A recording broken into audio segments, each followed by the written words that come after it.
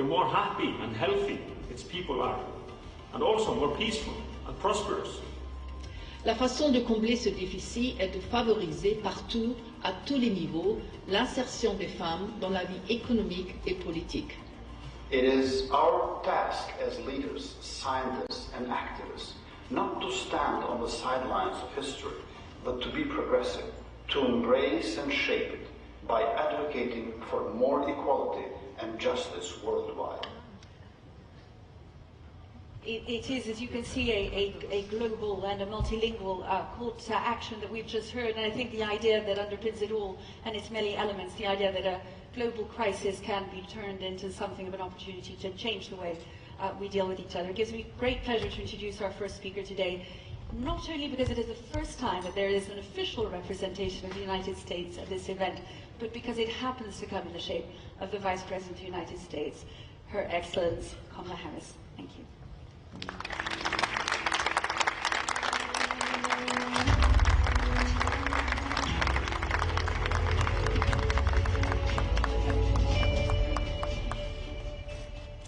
Thank you, President Macron, for hosting this forum and for the warm welcome. Today, we stand together at the start of a new era in our world, inspired by the possibility of our shared future, united by the bold ambition of our shared ideals.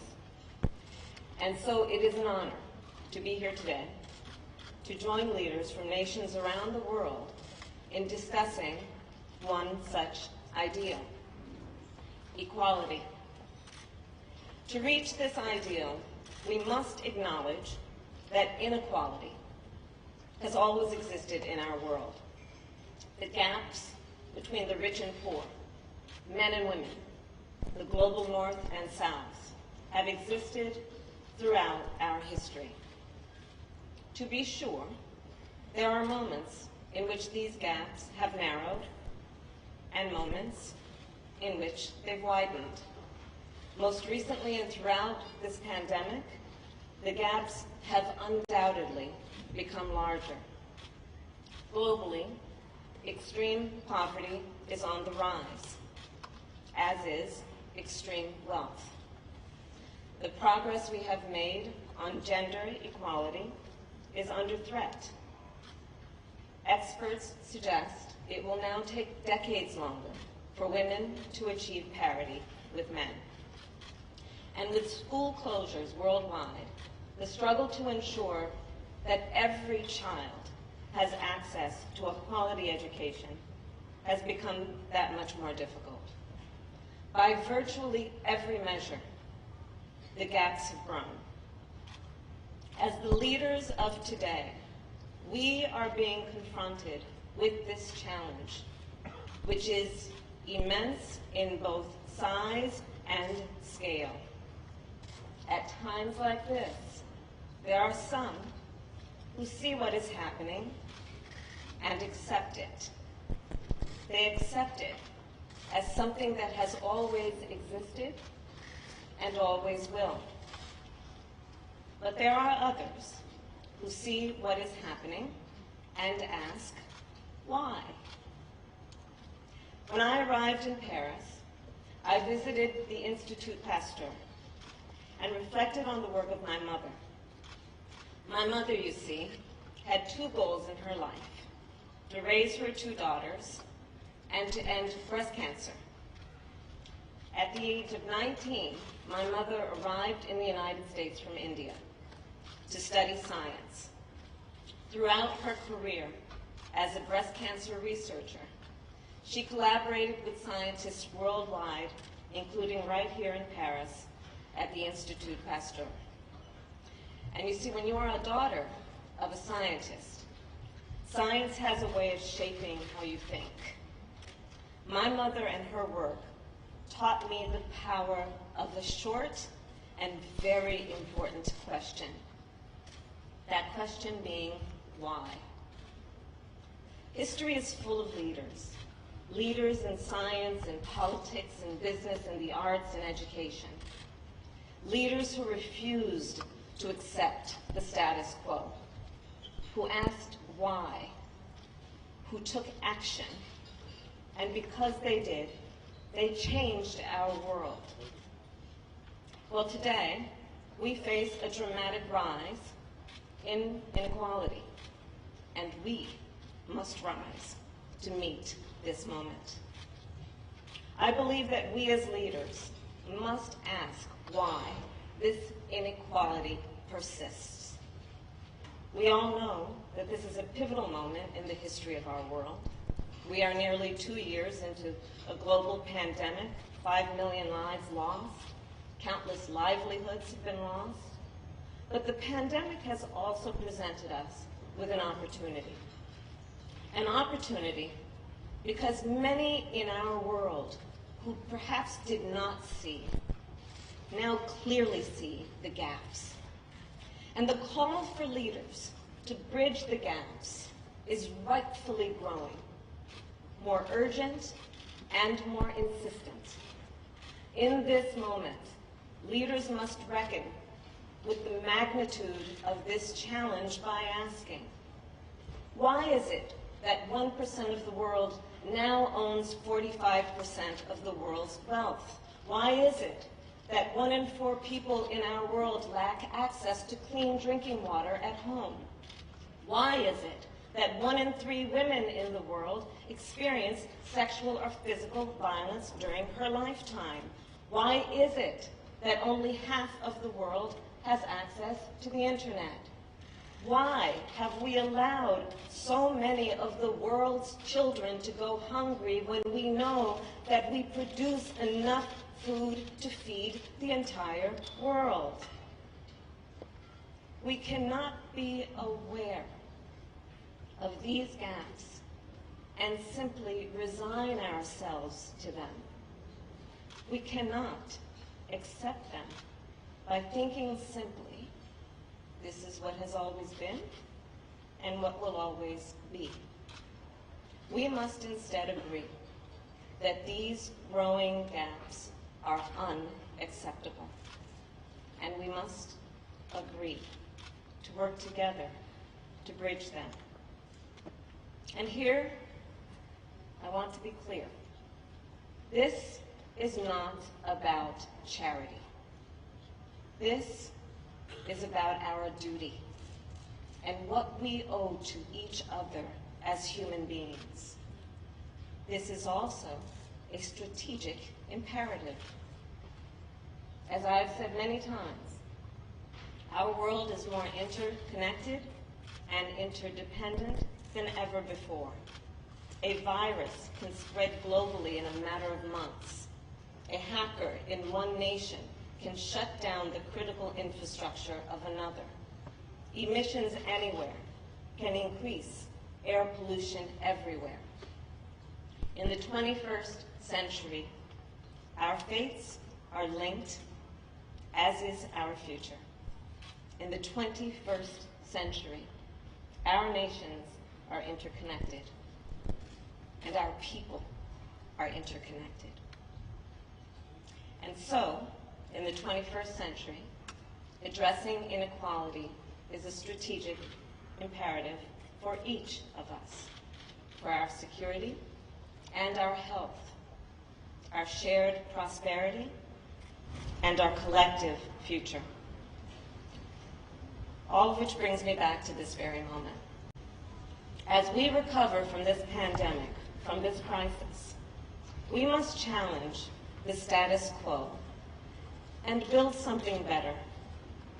As leaders of our world, we must rise to meet this moment, to get at the root of this challenge. We must look critically at the norms that are holding people back from achieving all that they can. To get at the root of this challenge, we must look critically at the long-standing systems and structures that are fractured and fissured. And we must fix them. First, by taking action at home, and second, by showing solidarity as a global community. For our part, the United States is committed to addressing our own systemic gaps, In fact, it has been a priority of our administration. Just before I traveled here, our Congress passed a landmark piece of legislation to make an historic investment in our nation's infrastructure. Another bill that will support our nation's workers and families and help us meet our climate commitment is poised to pass soon. Together, these bills are designed to lift people out of poverty, to put people to work in good jobs, and help bridge the gaps that persist in our nation. And as we make progress at home, we recognize our obligation to other nations around the world. To that end, we are doubling our climate funding for those nations hardest hit, pledging more than 1 billion vaccines worldwide, and sending development assistance to nations throughout the world. And we know there is more we can do, and more we must do. But the fact remains, no single nation can take on inequality alone. A challenge this sizable and seismic demands that our world work together in solidarity. And we have seen what is possible when we do. Less than 2 weeks ago, our world joined together at the G20 summit in Italy, and there, leaders from nations that comprise 80% of global GDP agreed to the global minimum tax. This agreement will ensure that corporations, no matter how large, no matter how global, will no longer be able to avoid paying their fair share. And in so doing, it will give countries a greater ability to invest in their people. Now, to be sure, this is just one step, but it shows us what is possible when the world joins together. And we all remember when the world joined together to issue a universal Declaration on Human Rights. We saw what is possible when the world joined together to launch the International Space Station. We saw what is possible when the world together eradicated smallpox. We saw what is possible. And I believe that in this pivotal moment, if we join together, there is no challenge that is too big for us to take on. So I will conclude with this. When we acknowledge what is happening in our world, what is actually happening in our world, and then ask ourselves why, we open ourselves up to the possibility that the future can be different, that the future can be better. And in that way, this question is a key to any progress, and it is critical to our shared future. So I challenge all of us here today, government leaders, business leaders, community leaders, let's continue to ask why, and then let's take action. There is the power of the people, and there are the people who are in power. And it will take all of us to meet this challenge. So as we go forward from this place, let us not be burdened by what has been. Let us focus on what can be. And let us realize a better future together. Thank you.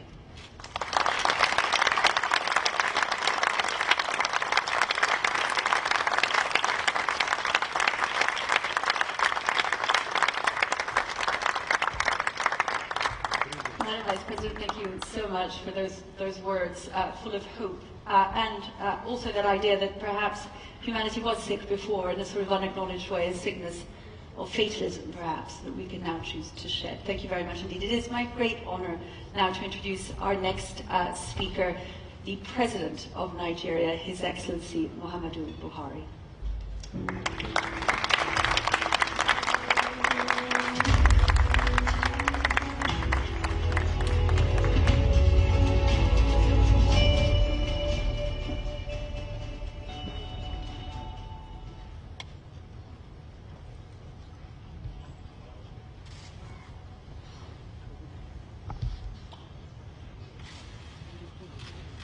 Your Excellency Emmanuel Macron, President of France, Your Excellencies, Heads of State and Government, Your Excellency Sheikh Hasina, Prime Minister of Bangladesh, Your Excellency Kamala Harris, Vice President of the United States of America, Mr. Pascal Lamy, President of Paris Peace Forum, distinguished ladies and gentlemen, I thank President of the Paris Peace Forum, Mr. Pascal Lamy, for the invitation to share my thoughts on the importance of coordination among all actors in the fight against coronavirus pandemic. The coordination has to be total, and the objective has to be same, to deliver vaccines to the world. The state of vaccine delivery across the world leaves much to be desired. We have a situation where some countries are giving booster third doses for their citizens, while millions across the world, especially in the developing world, are yet to receive a single dose. Let us compare vaccination rates to give you an idea of the dimension of the problem. According to recent data, as of 4th November 2021, 91.3 doses of vaccine had been given for every 100 persons across the world. On the same date, however, only 14.7 doses of vaccine per 100 persons has been administered in Africa, a clear case of lopsidedness. According to Bloomberg, countries with the highest incomes are getting vaccinated 10 times faster than those with the lowest income. As of 5th November 2021, Africa had fully vaccinated 70 million persons, amounting to just 6% of the continent's population. By comparison, 60% of the European Union population had been fully vaccinated by September 2021. This massive gap between vaccine requirements in Africa and vaccine availability is undermining the fight against coronavirus pandemic in the continent. Even if Africa were to receive the 600 million doses of vaccine expected to be delivered to the continent by end of 2021, under the COVAX arrangement, there will still be a considerable shortfall when compared to the population of the continent, which currently stands at 1.383 billion. According to the World Health Organization, even the planned COVAX deliveries to Africa have been cut by 25% due to supply shortages and export bans. This is a major setback for Africa, where it is estimated that coronavirus vaccine deliveries have to increase from around 20 million doses a month to an average of 150 million doses a month if the target of fully vaccinating 70% of its population by September 2022 is to be achieved. So what needs to be done to plug the gap? how can vaccine availability in Africa be boosted? Who needs to do what? Export restrictions that encourage needless holding of vaccines needs to be lifted. We welcome the pledges by industrialized countries to share vaccines where they should be fulfilled in a timely manner. We thank countries such as France that have donated vaccines to developing countries. Resolving supply chain constraints will require better coordination within the manufacturing process and between manufacturers and end users. There is a clear need for the expansion of vaccine production capacity in Africa. In this regard, African countries already have a roadmap. The pharmaceutical manufacturing plan for Africa developed in 2007 by the new Partnership for African Development on the basis of an African Union Summit decision taken in 2005. Licensing agreements should be reached with pharmaceutical companies for the transfer of intellectual property and technology to support the production of vaccines in Africa. If global vaccination is the only way to end the coronavirus pandemic, then all stakeholders must act in coordinated manner to plug the vaccine gap in Africa. I thank you for your attention.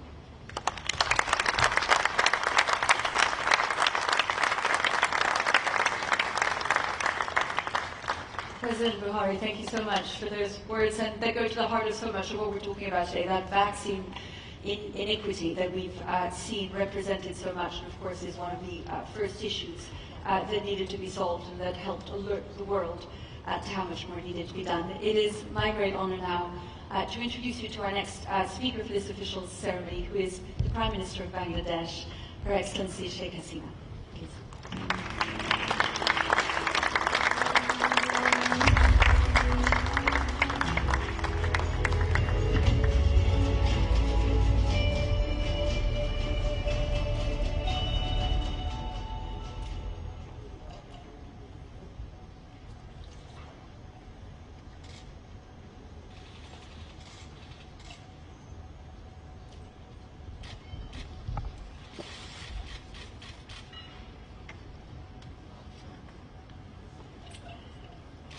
Excellency President Emmanuel Macron, Vice President Kamala Harris, heads of governments, heads of states and governments and excellencies, Mr. Pestalemi, ladies and gentlemen, Assalamu alaikum and good evening to you all. I thank President Emmanuel Macron for inviting me to the Paris Peace Forum this year. We join the France government and people in remembering the fallen and the brave of the First World War. I speak here for peace-loving people of Bangladesh. 50 years ago, Bangladesh was born of a genocidal war that cost 3 million lives. Our people have learned to value peace as the deepest aspiration of all human beings. My father, a father of the nation, Bangabandhu Sheikh Mujibur Rahman, placed peace at the center of our foreign policy. He showed us the way to reach out to the world in friendship. He knew that malice and hostility served no purpose in international relations. At the UN General Assembly in 1974, Bangabandhu Sheikh Mujib talked about his vision for building peaceful, just, and inclusive societies around the world. He said, and I quote, "Our total commitment to peace is born of the realization that only an environment of peace would enable us to enjoy the hard-earned fruits of our national independence and to mobilize and concentrate all our energies and resources in combating the scourges of poverty, hunger, disease, illiteracy, and unemployment," unquote. In other words, he was talking about global inequalities and injustices as real threats to international peace. In Bangladesh, we have made significant progress in our fight against those scourges. We had a narrow resource base compared to our peers, but our homegrown inclusive development model gave us better and faster results for most social indicators. This was no miracle. We identified the gaps, paid attention to them, and kept working at them one by one. This year, the UN declared us qualified to exceed the least developed country grouping. We aim to achieve the Sustainable Development Goals by 2030. We have a vision to be a knowledge-driven, prosperous economy by 2041. We have got some more miles to go. The COVID-19 pandemic has exposed the fault lines running deep within the international health and financial systems. It has once again laid bare the gaps between the haves and have-nots. We must mine and close those gaps.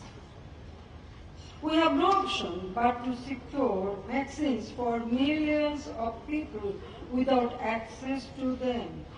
We must keep raising our climate ambitions to save people's lives, homes, and livelihoods. We need to find answers for the hundreds and thousands of migrants stuck in international borders. We must end discriminations based on race, color, and ethnicity. We must allow our women and girls to break all glass ceilings. We need to create decent work opportunities for all. We must match our words with our deeds and resources. A rules-based multilateral order must be fair and meaningful for all our people.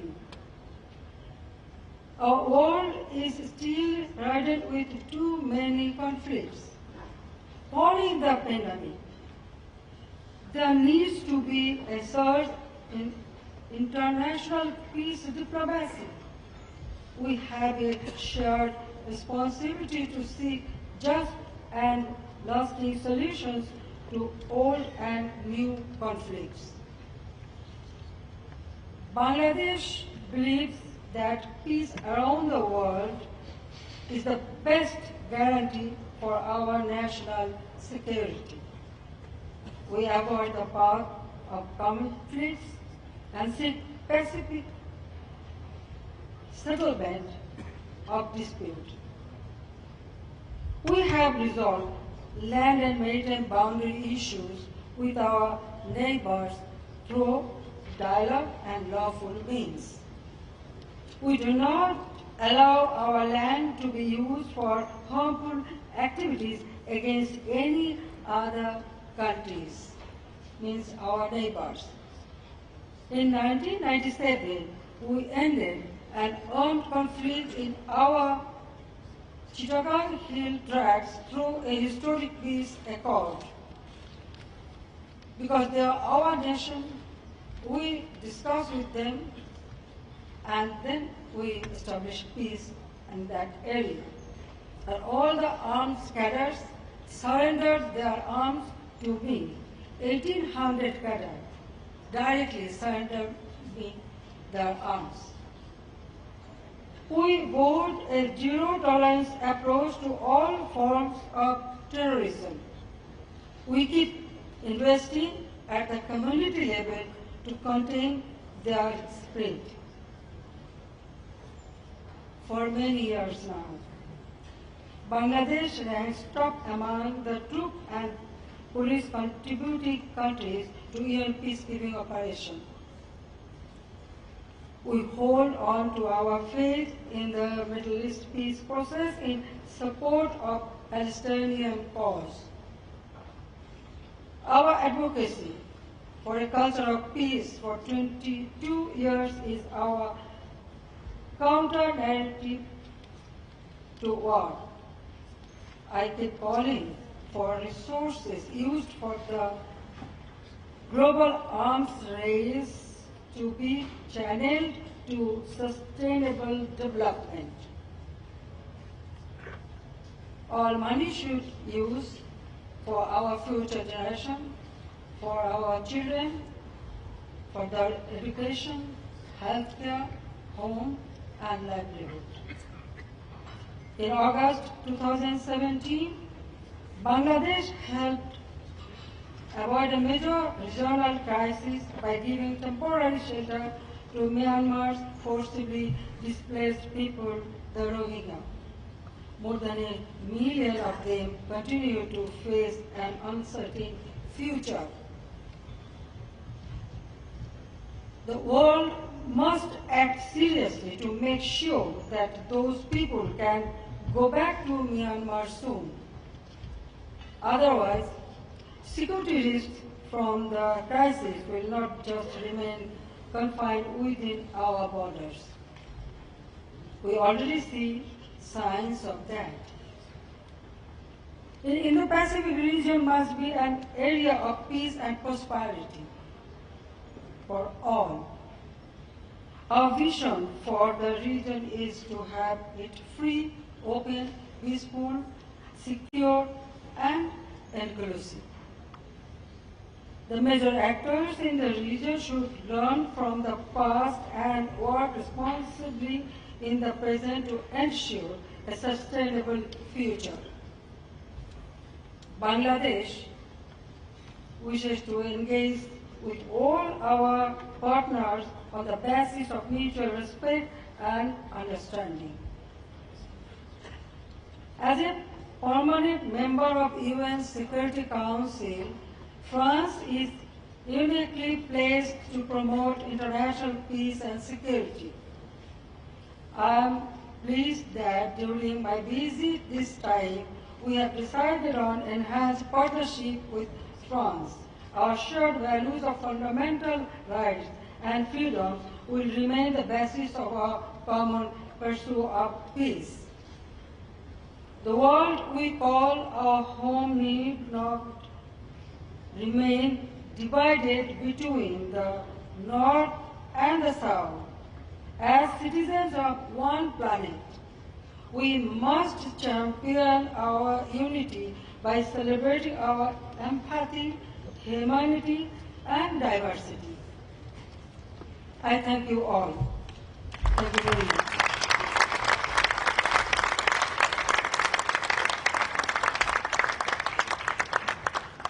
Excellency Sheikh Hasina, the Prime Minister of Bangladesh, thank you very much. And for those important words, also highlighting the fact that it isn't so much about reinventing the wheel, but looking at those examples in history, particular places, particular times, when in the face of devastation, people have identified the gaps and come together.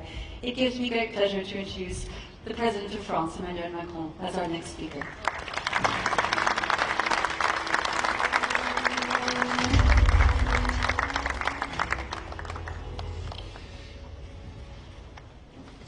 Majesté, Altesse Royale, Majesties, Royal Mesdames et Highness, Messieurs les chefs ladies and d'État et de gentlemen, gouvernement, heads of states and government.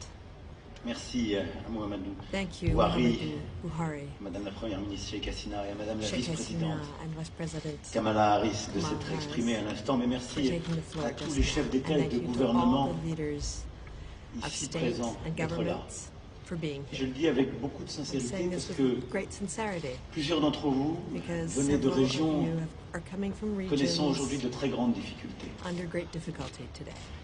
qu'elles soient aux confins du continent européen, At the edges of au Europe, Sahel, in the Sahel, au nord de l'Afrique, in en Northern Asie, Africa, en in Amérique Asia, du Sud, et vous êtes in là, South America, and yet you are here, montrant que ce dialogue se showing poursuit et est that indispensable. dialogue is Mesdames et indispensable. Messieurs les ministres, Mesdames et Messieurs les représentants d'organisations non gouvernementales, chefs d'entreprise et entrepreneurs du bien commun, Business leaders, Mesdames et Messieurs les organisateurs du Forum de Paris pour la paix, organizers of Pascal, the Paris Peace cher Forum, Justin, dear chers Pascal, amis. dear Justin, dear friends, Je suis très heureux, I am very je vous le happy disais, de votre présence et de ce qui vient d'être dit for your presence and for what par has les uns just et been les autres, said chacun avec son regard, with avec your own unique view l'expérience de son pays, with de the ses valeurs. experiences Je crois of que your c'est countries and dans your ce dialogue values. que peut And I believe that it's justement se through nourrir une action dialogue utile. that we can Le enable Forum de Paris pour la useful paix, action.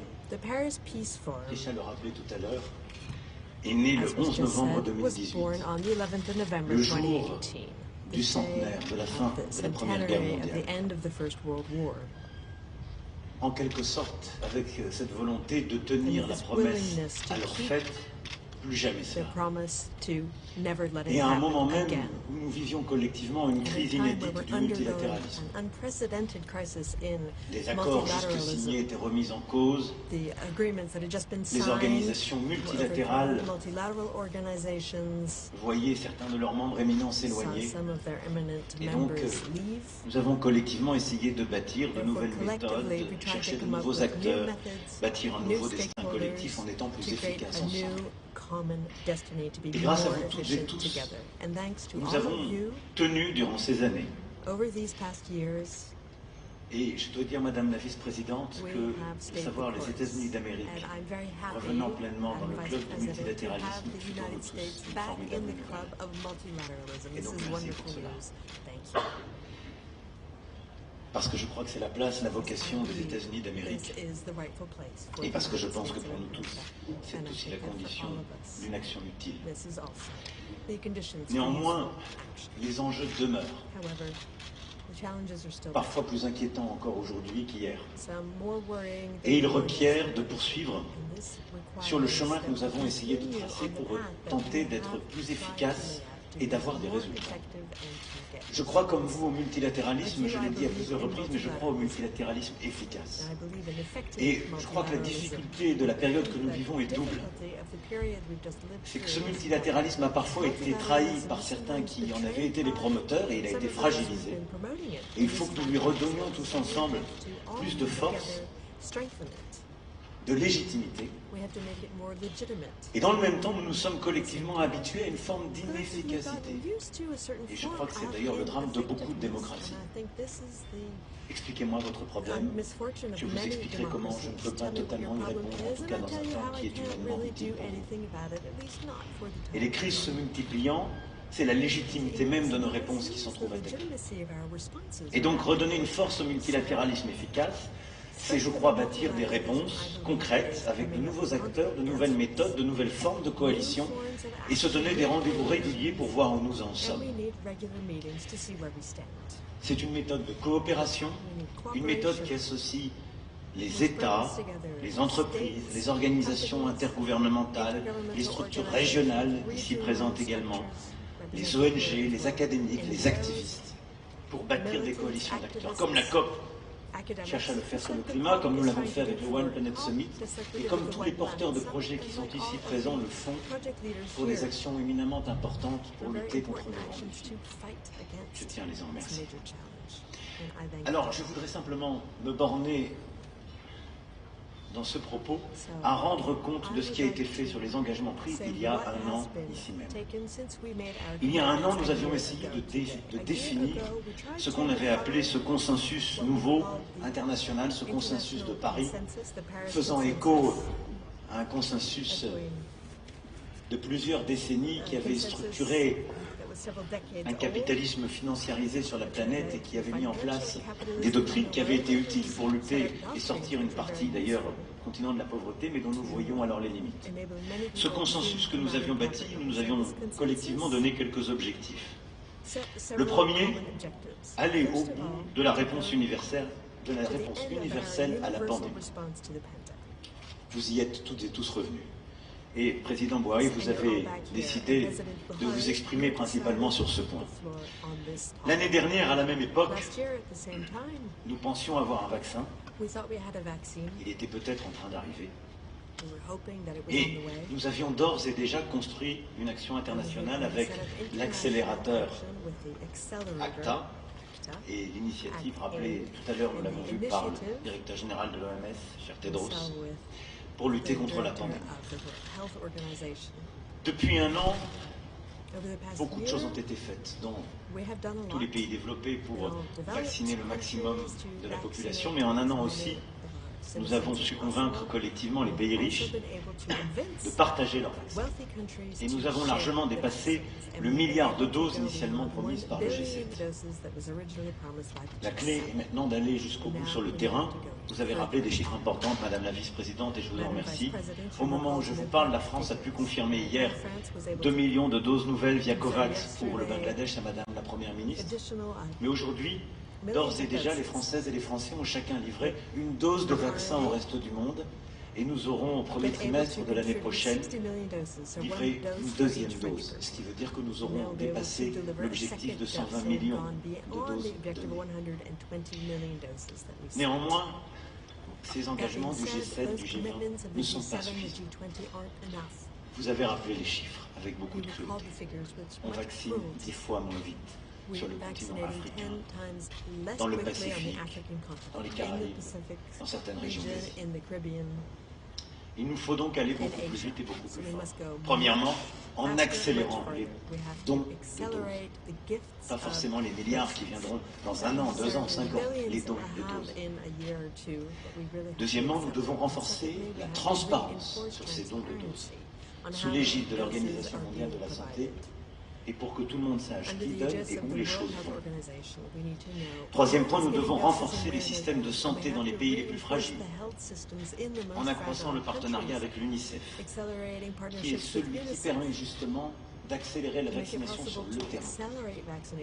Et nous devons aussi collectivement réussir à bâtir une aide renforcée à l'égard des systèmes de soins primaires. Nous y travaillons. Je remercie le président Michel d'être là avec plusieurs chefs d'État et de gouvernement de l'Union européenne. Nous y travaillons en vue du sommet entre l'Union africaine et l'Union européenne qui se tiendra en février prochain à Bruxelles et qui sera un moment important de la concrétisation de cette solidarité. Mais nous devons, et vous l'avez rappelé aussi, accélérer la production des moyens de lutte contre les pandémies sur tous les continents. Et c'est pourquoi la priorité est aussi de pouvoir produire des vaccins dans les pays en voie de développement à revenus intermédiaires et parfois les pays les plus pauvres. Au Sénégal, en Afrique du Sud, au Rwanda, les transferts de technologies nécessaires ont déjà été actés pour permettre l'augmentation des capacités de production. La Côte d'Ivoire est en train de travailler et je sais que dans les prochaines semaines, nous aurons aussi un résultat sur ce volet. Mais sur ces sujets, nous ne pouvons accepter une situation, je veux ici vous rappeler les chiffres, où le continent africain représente 20% des besoins de vaccins, quelles que soient les épidémies, et a une capacité de production de 2%. Il est en quelque sorte à chaque crise la victime de restrictions, de priorités nationales ou régionales mises par d'autres régions du globe. Et donc il nous faut dans la durée, contre ce virus, mais au-delà, contre les autres virus pour lesquels il existe de la vaccination, poursuivre ces transferts de technologie et ces capacités de production.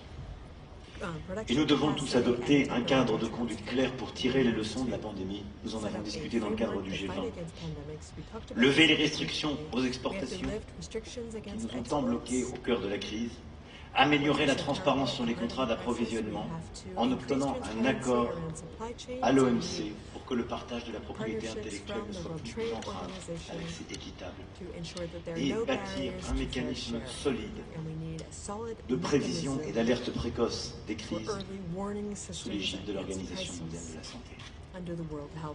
Chacun doit pour cela prendre ses responsabilités. Et si beaucoup a été fait depuis un an pour lutter contre la pandémie, nous voyons tout ce qu'il nous reste à faire. Et je citais là beaucoup le continent africain. Dans le Pacifique, la même situation était connue. Nos amis des Balkans qui sont ici présents ont aussi tant souffert de voir leur pays privé de doses au moment où leurs voisins à quelques kilomètres, parce qu'ils étaient dans l'Union européenne, pouvaient en bénéficier. Je crois que nous avons tous des leçons à tirer de ce qu'est la véritable solidarité et des perspectives que nous voulons leur offrir. Le deuxième engagement que nous avions pris, c'est de réduire les inégalités aggravées par la pandémie, mais qui existent au sein de nos pays et entre nos pays. Vous l'avez rappelé avec beaucoup d'éloquence, Madame la Vice-Présidente, vous l'avez dit aussi, Madame la Première Ministre. C'est un chantier immense et c'est celui qui fragilise notre organisation internationale comme nos sociétés occidentales. Là aussi, en un an à peine, nous avons, je veux ici le rappeler, beaucoup avancé sur des sujets qui paraissaient, il y a un an, impossibles.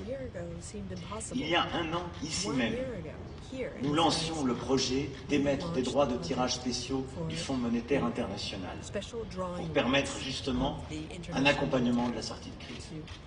Grâce à l'engagement de la directrice générale du FMI, 650 milliards de droits de tirage spéciaux étaient décidés. C'était il y a un an, jour pour jour. Nous appelions de nos voeux une solidarité accrue. Au mois de mai dernier, beaucoup des chefs d'État et de gouvernement africains ici présents étaient là avec d'autres amis. Et nous avons acté la nécessité de réallouer une partie de ces droits de tirage spéciaux des pays les plus riches vers les pays à revenus intermédiaires et les pays en voie de développement, pour pouvoir justement accompagner ce qui est aujourd'hui avant tout une crise économique et sociale liée à la pandémie. La part de l'Afrique sur ces 650 milliards était de 33 milliards. Nous avons donc porté ces initiatives et acté en G20 la réallocation de 100 milliards de droits de tirage spéciaux. Ce qui est le minimum que nous pouvons et devons faire. C'est celui qui couvre un quart des besoins du continent africain, un tiers, des besoins du continent africain sur la période 2021-2025, tel que chiffré par la Banque mondiale. Mais c'est un pas qui était apparemment impossible il y a un an. Nous l'avons fait et acté. La France a décidé de réallouer 20% de ces titres. Plusieurs pays nous ont suivis. Et ce qui nous permet d'obtenir cet engagement des 100 milliards. Nous devons continuer de travailler ensemble, et quelles que soient les techniques adoptées par les pays, vente de stock d'or, réallocation de leurs droits de tirage, ce chiffre, au minimum, sera tenu. La mobilisation des moyens inédits pour la solidarité internationale, c'est une avancée tangible vers une mondialisation plus juste. Et c'est ce même esprit, cette même volonté qui nous a permis une deuxième grande avancée, que vous avez rappelée, et qui était là aussi impossible à imaginer il y a un an. Une taxation des profits des multinationales, et notamment des plateformes du numérique, au bénéfice de nos concitoyens de tout pays. Cette taxation minimale qui a été endossée en G20 à Rome est une avancée majeure pour l'égalité mondiale. Pour autant, il nous reste là aussi de nombreux chantiers. Je ne pourrais pas tous les citer, mais nous savons qu'il nous faut aller plus loin sur la mobilisation des droits de tirage spéciaux. Nous savons qu'il nous faut aller plus loin pour financer la facilité RST. Nous savons qu'il nous faut aller plus loin aussi en matière d'éducation. Et je ne veux pas ici oublier ce combat, vous l'avez rappelé. La crise a privé d'école pendant des mois 1,5 milliard de jeunes garçons et de jeunes filles. Et l'UNESCO a chiffré les besoins de sortie de crise. Au moins 11 millions de jeunes filles ne retrouvent pas l'école, principalement sur le continent africain. especially in Africa. Nous devons nous battre We have to pour fight investir davantage dans to l'éducation invest qui est une more cause in mondiale, education. This à is a l'UNESCO, world à l'Organisation cause. internationale de la UNESCO, francophonie, de manière bilatérale, avec les organisations régionales, bilaterally with pour regional organizations, répondre à ce qui est cette inégalité de demain que to nous face this subirons. challenge of inequality. La pandémie, There's the le pandemic, terrorisme there's ont pour terrorism, victimes nos enfants. Et mes amis du Sahel qui sont ici présents le and our savent, friends in the Sahel eux know qui this dans leur very pays well. subissent Their chaque jour countries every day des fermetures have to d'écoles face à cause de schools cette politique de closing terreur. because of these Nous policies avons of aussi, terror. sur le plan de la lutte contre les To inégalités, fight against inequalities, à continuer à nous battre sur le sujet qui devient de plus en plus central topic which is de more la and more démographie central, mondiale. and this is world demographics. Ce sujet dont les migrations ne sont qu'une conséquence Migrations are just one of the doit nous consequences. conduire à réaménager nos financements, notre pensée même de notre organisation Our internationale. international organizations. Nous ne pourrons durablement avoir un Nord qui vieillit de plus en plus en bonne santé et un Sud qui fait de plus en plus d'enfants avec si peu de perspectives. More elderly in the north and families Tout cela ne with créera que less tension children in the si nous ne south savons will pas only lead to mettre more au tensions cœur de nos politiques if de we développement, cannot de nos put at the heart investissements, of our la question development démographique policies, this et les question of inégalités qu'elle crée. demographics and the inequalities Le that troisième it axe creates. And que the nous nous third étions donné l'année major dernière pour strand that redéfinir we ce set consensus, last year to redefine our c'est évidemment consensus was, of course, nos engagements pour le our climat commitments for et la the climate biodiversité. and biodiversity. Là non plus, les mots ne suffisent plus. Words are no longer Et enough. les jeunesses de tous nos pays nous appellent à faire plus. Demain, la COP 26 se conclura. Et il ne reste que quelques heures. Alors je ne serai pas de ceux qui crient victoire trop tôt, parce que nous n'y sommes pas encore. Mais je ne suis pas non plus de ceux qui veulent battre en retraite trop vite. Et je pense qu'on décourage tout le monde à dire à chaque fois qu'on est face à un échec qu'il n'y a plus que des mots. Ça n'est pas vrai, ça n'est plus vrai. Mais il y a toujours et encore plus d'engagement, d'efficacité, d'action à prendre. Et je veux ici adresser mon entier soutien aux négociateurs à Glasgow pour la dernière ligne droite. Une fois la COP terminée, nous ferons le bilan par rapport aux deux critères qui comptent. Notre capacité collective à éviter le réchauffement climatique au-delà d'1,5 degré d'ici la fin du siècle et notre capacité collective à tenir nos promesses en matière de justice climatique, les fameux 100 milliards de dollars pour aider les pays en voie de développement à revenus intermédiaires et les plus pauvres. Mais d'ores et déjà, regardons ce qui a été possible et ce qui a été fait ces derniers mois, grâce à l'engagement de tous ici présents.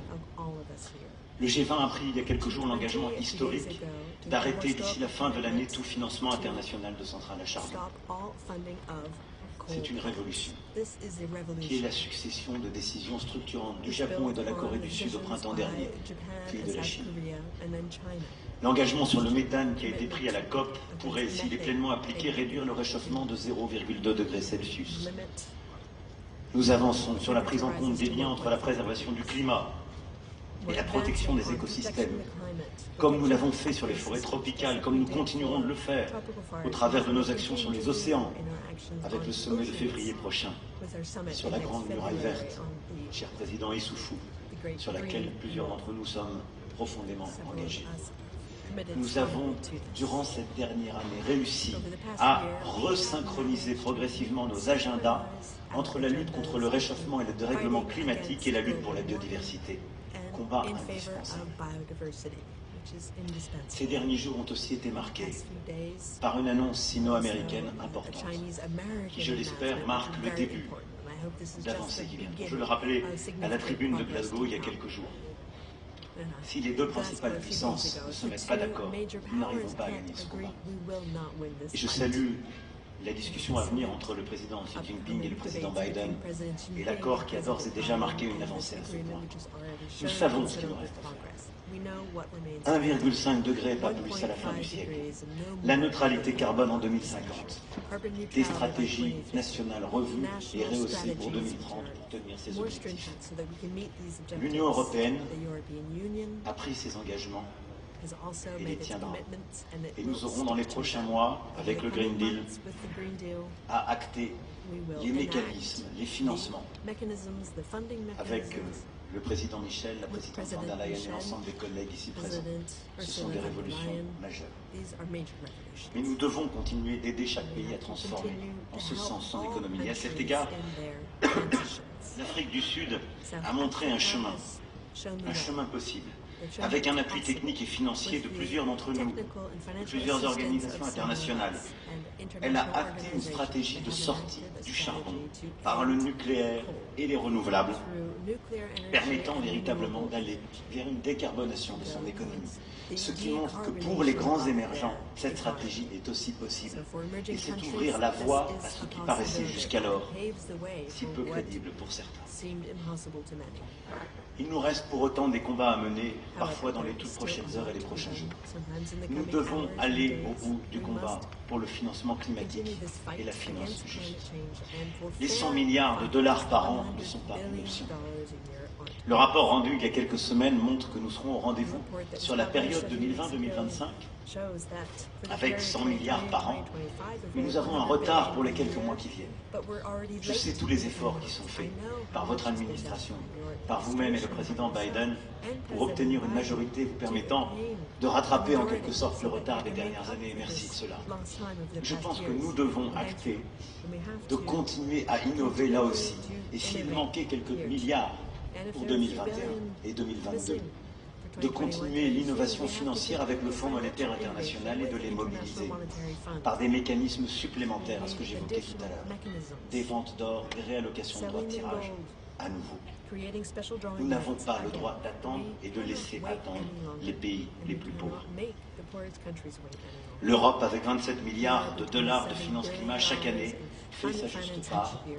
La France en son sein aussi. Enfin, sur le climat, il nous faut poursuivre sur les mécanismes de transparence et de responsabilité. Je me félicite que nous ayons pu, lors de cette COP, finaliser ce que nous avions lancé là aussi il y a un an pour continuer de faire le suivi de nos travaux communs. Un mécanisme de responsabilité supervisé par l'OCDE, Monsieur le Secrétaire Général. Le mécanisme IPAC va permettre à l'OCDE d'évaluer chaque année les stratégies climatiques menées par les États et de voir si les actions sont au rendez-vous des engagements. C'est un mécanisme de responsabilité indispensable pour notre crédibilité à l'égard de nos concitoyens et du reste du monde. Il nous faut poursuivre sur cette voie et avoir un mécanisme de traçabilité et de lisibilité sur la bonne affectation des 100 milliards de dollars sur la finance climatique. De savoir qui paye, quand et où va l'argent. Car aujourd'hui, comme je le rappelais, une part non négligeable de ces 100 milliards par an va vers quelques grands émergents, mais trop peu vers certains pays à revenus intermédiaires ou pays pauvres. Nous avons donc encore des engagements à tenir. Nous aurons, dans les mois qui viennent, sur ces mécanismes de responsabilité, un travail essentiel. Et nous aurons à poursuivre notre agenda en matière de biodiversité avec le One Ocean Summit à Brest, avec les initiatives que nous poursuivrons sur la Grande Muraille Verte lors du sommet entre l'Union africaine et l'Union européenne. Enfin, le dernier grand défi que nous avions en quelque sorte porté tous ensemble, c'est ce combat universel pour les droits et les libertés, pour nos valeurs fondamentales, les valeurs de nos démocraties face au péril qui les menace. C'était le 4e grand engagement pris l'année dernière pour ce nouveau consensus. Il n'est pas vrai que le combat pour les droits de l'homme serait relatif à telle ou telle culture, ou tel ensemble géographique. Et je veux ici le redire avec beaucoup de force. Les principes dont nous parlons, la dignité des femmes, l'égalité entre les femmes et les hommes, la liberté d'expression, la liberté de culte, la lutte contre toutes les formes de xénophobie, de racisme, d'antisémitisme ne sont pas des valeurs relatives ou régionales. elles sont universelles. C'est le fruit de nos combats existentiels durant le XXe siècle. C'est parce que certains avaient accepté des discours de faiblesse, expliquant qu'on pouvait y renoncer, que nous avons connu le pire. Nous n'avons pas le droit de répéter cela. Et donc, nos droits, les nôtres, où que nous soyons, régressent à chaque fois que nous détournons le regard et que nous cessons de nous battre pour eux. Se battre pour les droits de l'homme, c'est se battre pour les droits des femmes partout, comme nous l'avons fait ensemble au Forum Génération Égalité. Et je veux remercier tous les acteurs de ce forum, ici présents, au travers d'engagements concrets qui ont été pris. Des financements massifs pour l'égalité femmes-hommes qui ont été annoncés lors de ce forum. 40 milliards d'engagements nouveaux sur l'autonomisation des femmes. Des engagements pour l'éducation des filles, les droits de santé sexuelle et reproductive, la lutte contre les violences et le soutien aux combattantes de la liberté. Nous n'oublions aucune d'elles, et chacun de ces combats est existentiel pour nous. Cela, nous l'avons fait ensemble. Ce sont ces combats que nous continuerons aussi à porter en suivant la situation en Afghanistan et ailleurs. Car ce qu'il s'y passe, ce qu'il s'y joue, est essentiel pour nous. Se battre pour les droits de l'homme, c'est aider concrètement les pays qui sont en première ligne, en Afrique ou en Asie, pour accueillir les réfugiés qui fuient la guerre et les persécutions. La première ministre du Bangladesh le sait, pour faire face chaque jour à la tragédie des Rohingyas. Mais plusieurs d'entre vous savez ô combien, qui vivaient avec des populations déplacées, avec des réfugiés. Et les crises terroristes, les conséquences de la pandémie, les conséquences des drames climatiques que toutes les régions du globe sont en train de vivre, font que notre planète aujourd'hui vit l'une des heures les plus terribles, celle précisément où nos droits sont bafoués chaque jour, parce que des centaines de millions de nos compatriotes, de citoyens du monde, vivent déplacés, réfugiés, privés de leurs droits et dans la détresse la plus absolue. Je veux ici remercier toutes les associations qui se battent et les combattants de l'humanitaire. Nous leur devons protection et nous aurons l'occasion en début d'année prochaine avec le ministre de tenir, dans le cadre de la présidence française, un sommet justement une fois encore pour nos humanitaires. Je veux ici les en remercier solennellement. Ils se battent, plusieurs d'entre vous se battent, plusieurs organisations internationales, la Croix-Rouge internationale tout particulièrement. Et merci de ce combat mené partout à travers le globe. Nous devons continuer l'action humanitaire, nos engagements financiers. Et c'est un enjeu essentiel pour la préservation même de nos droits. Se battre pour les droits de l'homme, c'est défendre les droits des enfants, dans les conflits armés, mais aussi dans l'espace numérique, où ils sont exposés chaque jour à d'insoutenables violences.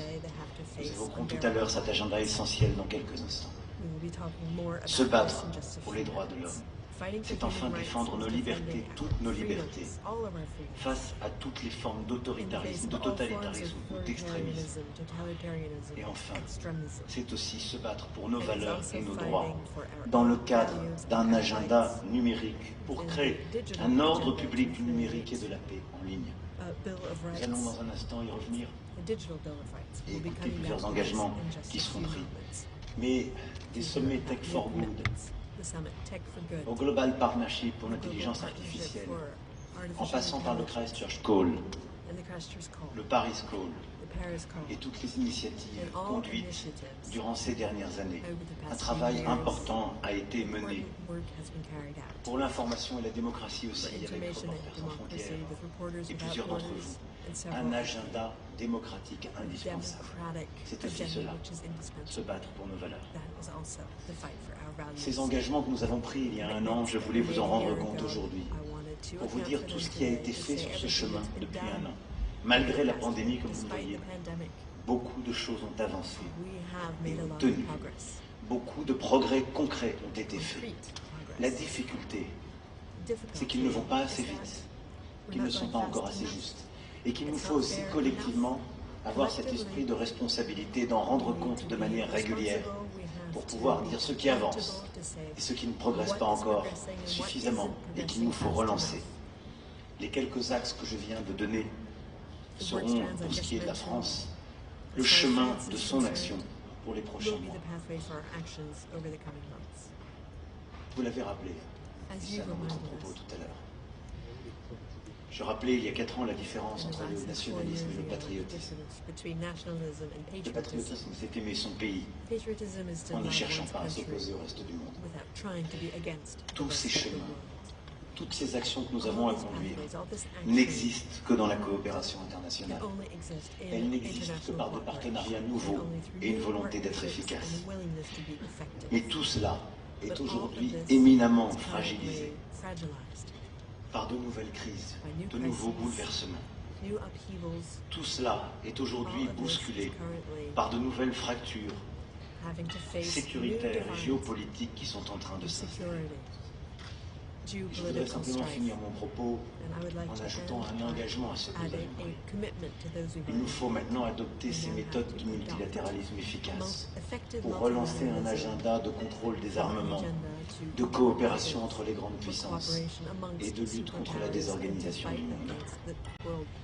Car sinon, les grands conflits qui aujourd'hui se préparent, les tensions qui menacent chaque jour d'escalade viendront retarder ces agendas essentiels. Il nous faudra, sur le contrôle des armes, sur la construction d'un multilatéralisme de paix réinventé, sur la gestion des conflits régionaux comme nous allons demain le faire avec l'Union africaine et les Nations unies, sur la Libye, bâtir aussi des coalitions nouvelles pour régler les crises régionales et construire la paix. Vous l'avez compris. Depuis 1 an, nous avons fait beaucoup de choses, mais il nous reste infiniment à faire. Alors que tous ceux qui croient au multilatéralisme efficace et à ce nouveau consensus de Paris s'imaginent être décisifs, heureux. Pour ma part, je le suis. Merci.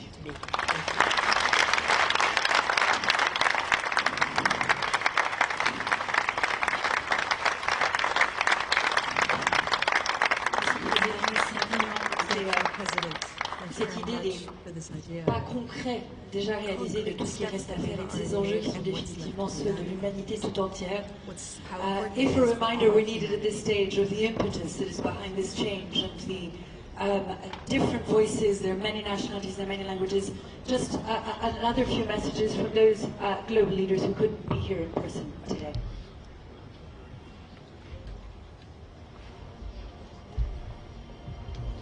Los países en desarrollo hemos sido lamentablemente los más afectados por las asimetrías existentes en materia de acceso a las vacunas, financiamiento y espacio fiscal para amortiguar los efectos del COVID-19.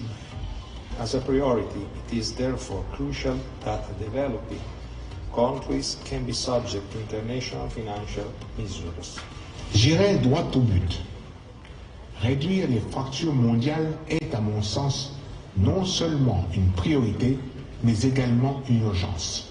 Los países en vías de desarrollo están altamente endeudados, sea para luchar contra la pandemia, sea para luchar contra el cambio climático o sea para cumplir con sus objetivos de desarrollo. Necesitamos financiamiento para todas las personas. Spain has been consistently in favor of an ambitious new allocation of special drawing rights. So we welcome its successful approval last August. There is also a need to develop new institutions that will be more adaptable and flexible in dealing with the particular challenges of income disparity between developed and developing countries. Countries also need to work together on their economic recovery. We must put forward fair solutions that build resilience for all. We face enormous challenges: end the pandemic, exit the crisis, transform economies for the future. So let's not just mind the gaps, but work together to close them. The main gap we need to address regards our ambition in the provision of global public goods. Protect the environment, preserve public health, pursue an economic recovery for all. These crises are intertwined and they must be addressed simultaneously. Pour garder l'objectif des 1,5 degrés à notre portée, il faut bien plus d'ambition. Si nous ne voulons pas voir les objectifs de Paris partir en fumée, nous devons agir immédiatement. Il est de notre responsabilité collective de nous assurer qu'une croissance nouvelle voit le jour. Une croissance à la fois durable et équitable. Governments across the world setting ambitious targets as regards climate change, the protection of our oceans, and other natural resources. La solution que l'on doit propose est de considérer que l'éducation au développement durable est essentielle. We must act upon this premise and strive to implement the UN Sustainable Development Goals to transform our world for better. The agreement on a global minimum corporate tax rate of 15% is a great step towards synergy with the strategic development goals and global efforts to mitigate climate change. We must work together to promote good governance, transparent, accountable institutions, and a strengthened rule of law to ensure the development of stable and peaceful societies. هو السبيل أمام دول العالم لتحقيق أهدافها المشتركة في توفير حياة آمنة مزدهرة ومستدامة للبشرية جمعاء. The digital sphere is increasingly where we are living our lives. It must be an inclusive space that works for all of us as a force for social change, economic progress, and for individuals of all backgrounds. Multi-stakeholder models are key to good digital governance. Leveling the digital divide should be our priority. Democracy and rule of law need to go hand in hand with digitalization. Il manquait un forum comme celui de Paris dans l'ensemble des rencontres internationales entre les leaders politiques et la société civile. Un sommet centré sur les enjeux globaux que nous devons tous affronter. Questions of war and peace, climate change and health security, emerging technologies. All of these global challenges are crying for a global response. Dialogue will not make genuine differences disappear, but it helps us bridge the divisions that remain.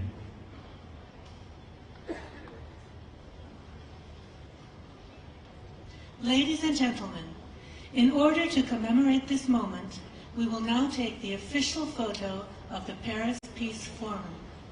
We kindly ask you all to stand up. Mesdames et messieurs, afin d'immortaliser ce moment, nous allons réaliser la photographie officielle du Forum de Paris sur la paix. Nous vous remercions de bien vouloir vous lever. Please keep your mask on and put anything you might have in your hands on your seat, including your interpretation equipment. Merci de garder votre masque et de poser sur votre siège ce que vous pourriez avoir dans les mains, ainsi que votre équipement d'interprétation. Please raise your head and look towards the light point located high up in the center of the stage.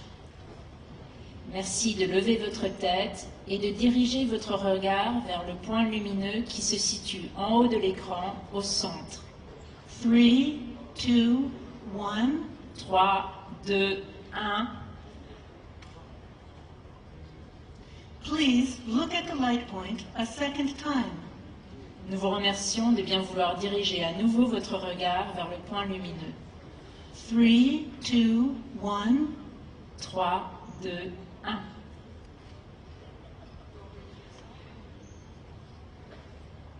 Ladies and gentlemen, thank you so much.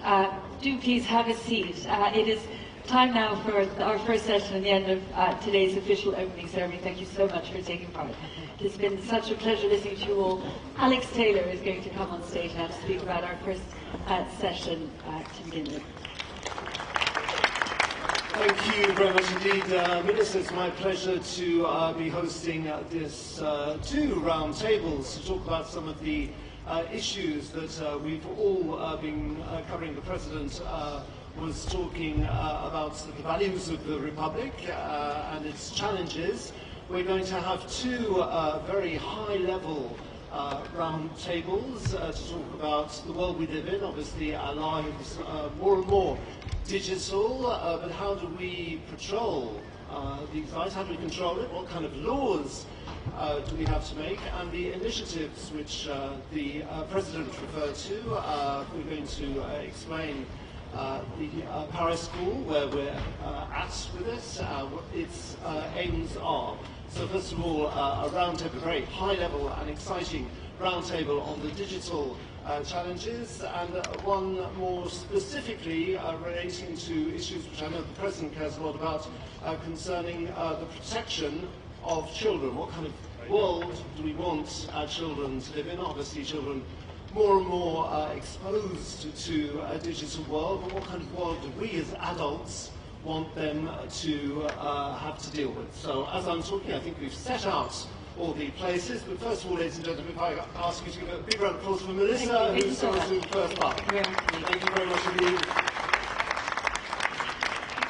So I think we have a round table set up, so it's my pleasure now to invite the very prestigious members of our round table. Please would you welcome the President and Vice Chair of Microsoft, Mr. Brad Smith. If you could welcome him to take his place. We are delighted also to have the Multi-Stakeholder Experts Group Plenary Chair and Steering Committee Co-Chair, Global Partnership on Artificial Intelligence, Mrs. Joanna Shields. If you could give her a round of applause too. Joanna is going to join us. And we are also delighted to have Mr. Christophe Deloy, who is Chair of the Board Forum on Information and Democracy and Secretary General of Reporters Without Borders, Reporters Sans Frontières. And we will also be joined, by video by Emma Lancer, who's the Director of the Centre for Democracy and Technology. Now, in order to introduce this roundtable, it's my pleasure to ask Your Excellency, Vice President Kamala Harris, to say a few words. Thank you very much indeed.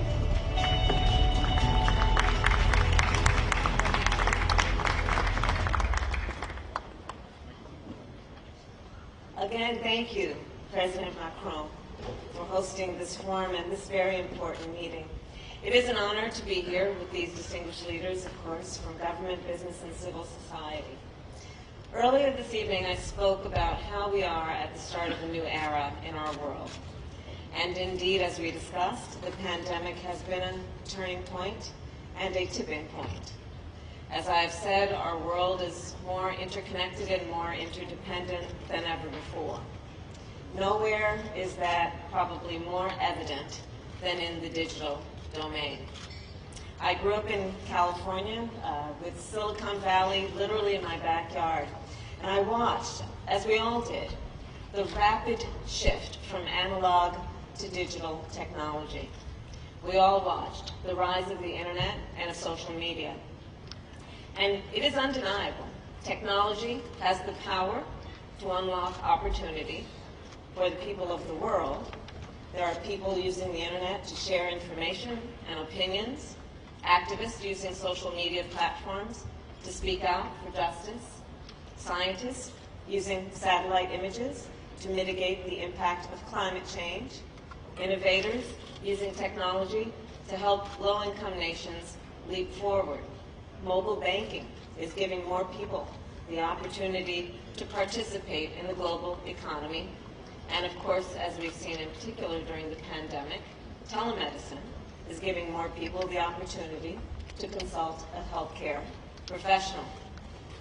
But just as technology has created more opportunities, it has also created more risks and threats.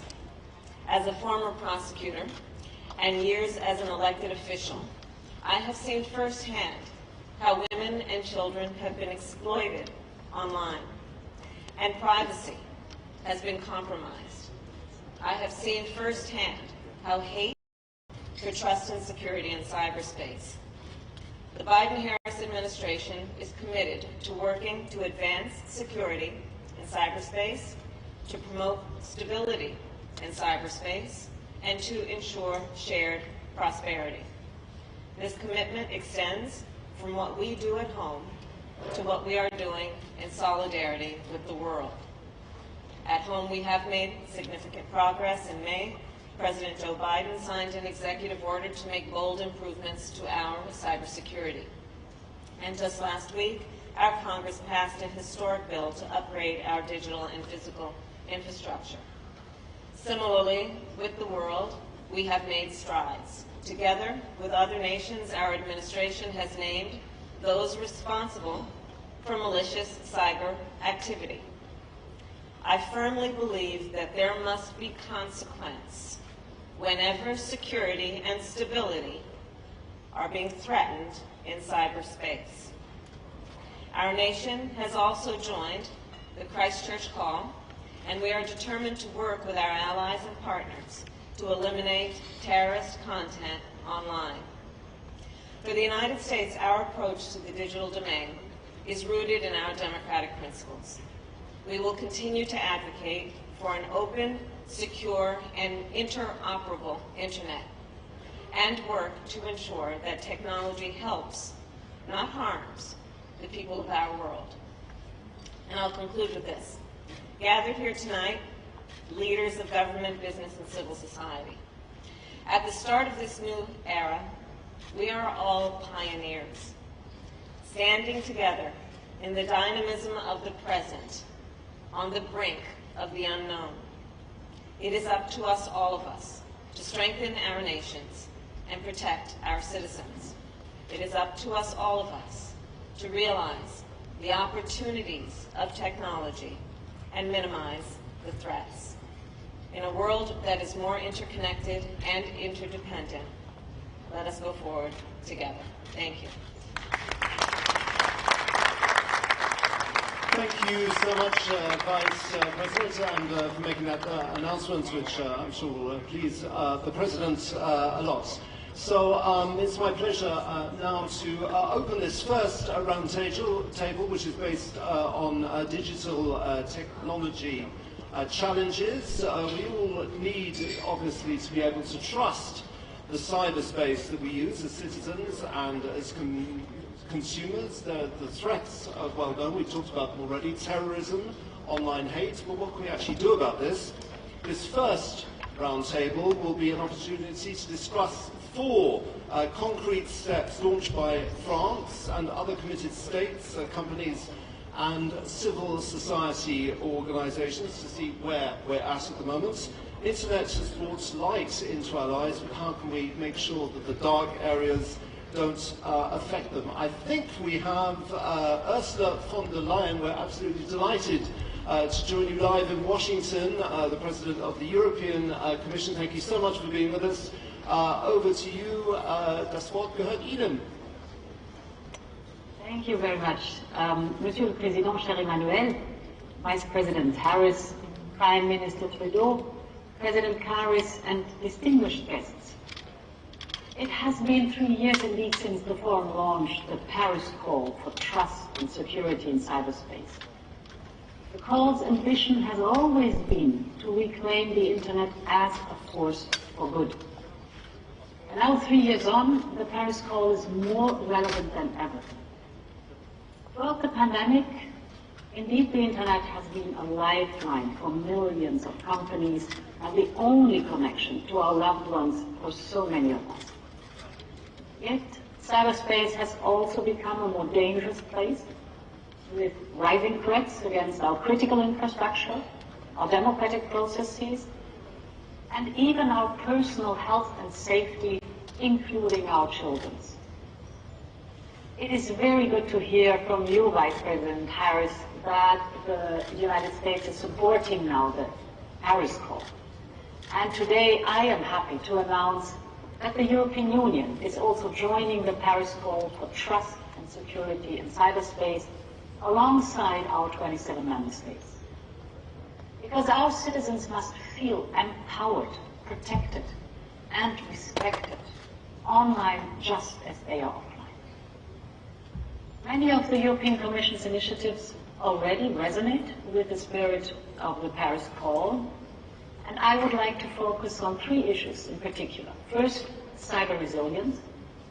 Second, artificial intelligence. platforms' responsibility.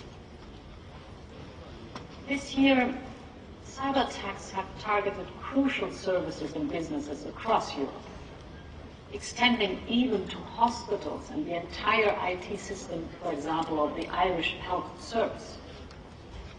Cybersecurity has a direct impact on the lives of all Europeans. And that's why we propose a revision of our European cybersecurity law. We want to step up cybersecurity requirements for essential sectors, and we want all member states to level up, because our collective security depends on every single link in the chain. On top of this, I have announced a European Cyber Resilience Act to set common security standards for connected devices sold in the European market. This is one of the ideas mentioned, for example, by the Paris Call. Our goal is to keep Trojan horses out of our single market while contributing to higher cybersecurity standards throughout the world. My second point is artificial intelligence. AI is without any doubt already changing our lives for the better. It can help, for example, detect a cyber attack, or like you said, Vice President Harris, it can support doctors in more precise cancer diagnosis. Yet, for people to trust AI, we must also manage the risks in sensitive sectors, like, for example, healthcare or law enforcement, or, for example, employment. Thus, our Artificial Intelligence Act will focus on such high-risk fields and set standards for products on our market. In the same vein, I'm very glad we are now working with the United States in our Trade and Technology Council to define shared principles for trustworthy AI. In my talks yesterday with President Biden at the White House, we were exploring this common work. And we all know, while authoritarian regimes are exploring the potential of AI to monitor dissent, Europe and the United States are joining forces to put AI at the service of people. And my third point is on platforms' responsibility. This is the core of our Digital Services Act. We hope it can be passed under the French presidency next year. If algorithms of large platforms spread hate speech, illegal content, or disinformation, those algorithms must be changed. You know, the reports that recent analysis shows that if teenagers, for example, type diet on certain social media, the algorithm will soon target them with videos that actively promote eating disorders and anorexia. We cannot let this happen. It is our responsibility as regulators to prevent this. And our Digital Services Act will give us the tools to do so. And I thank President Macron for his call on standing up for children's rights in the digital environment. Joining the Paris Call is another step on a common path. It is a commitment to working with all of you to reclaim the Internet as a force for good. It is a commitment to making the values we cherish offline also respected online. So thank you very much for having me with you, and I wish you a very interesting debate now. Thank you very much indeed, Ursula von der Leyen, who's joining us live from Washington. Thank you very much for being present with us today. We will be having Justin Trudeau, the Prime Minister of Canada, will be joining us in a few minutes as well.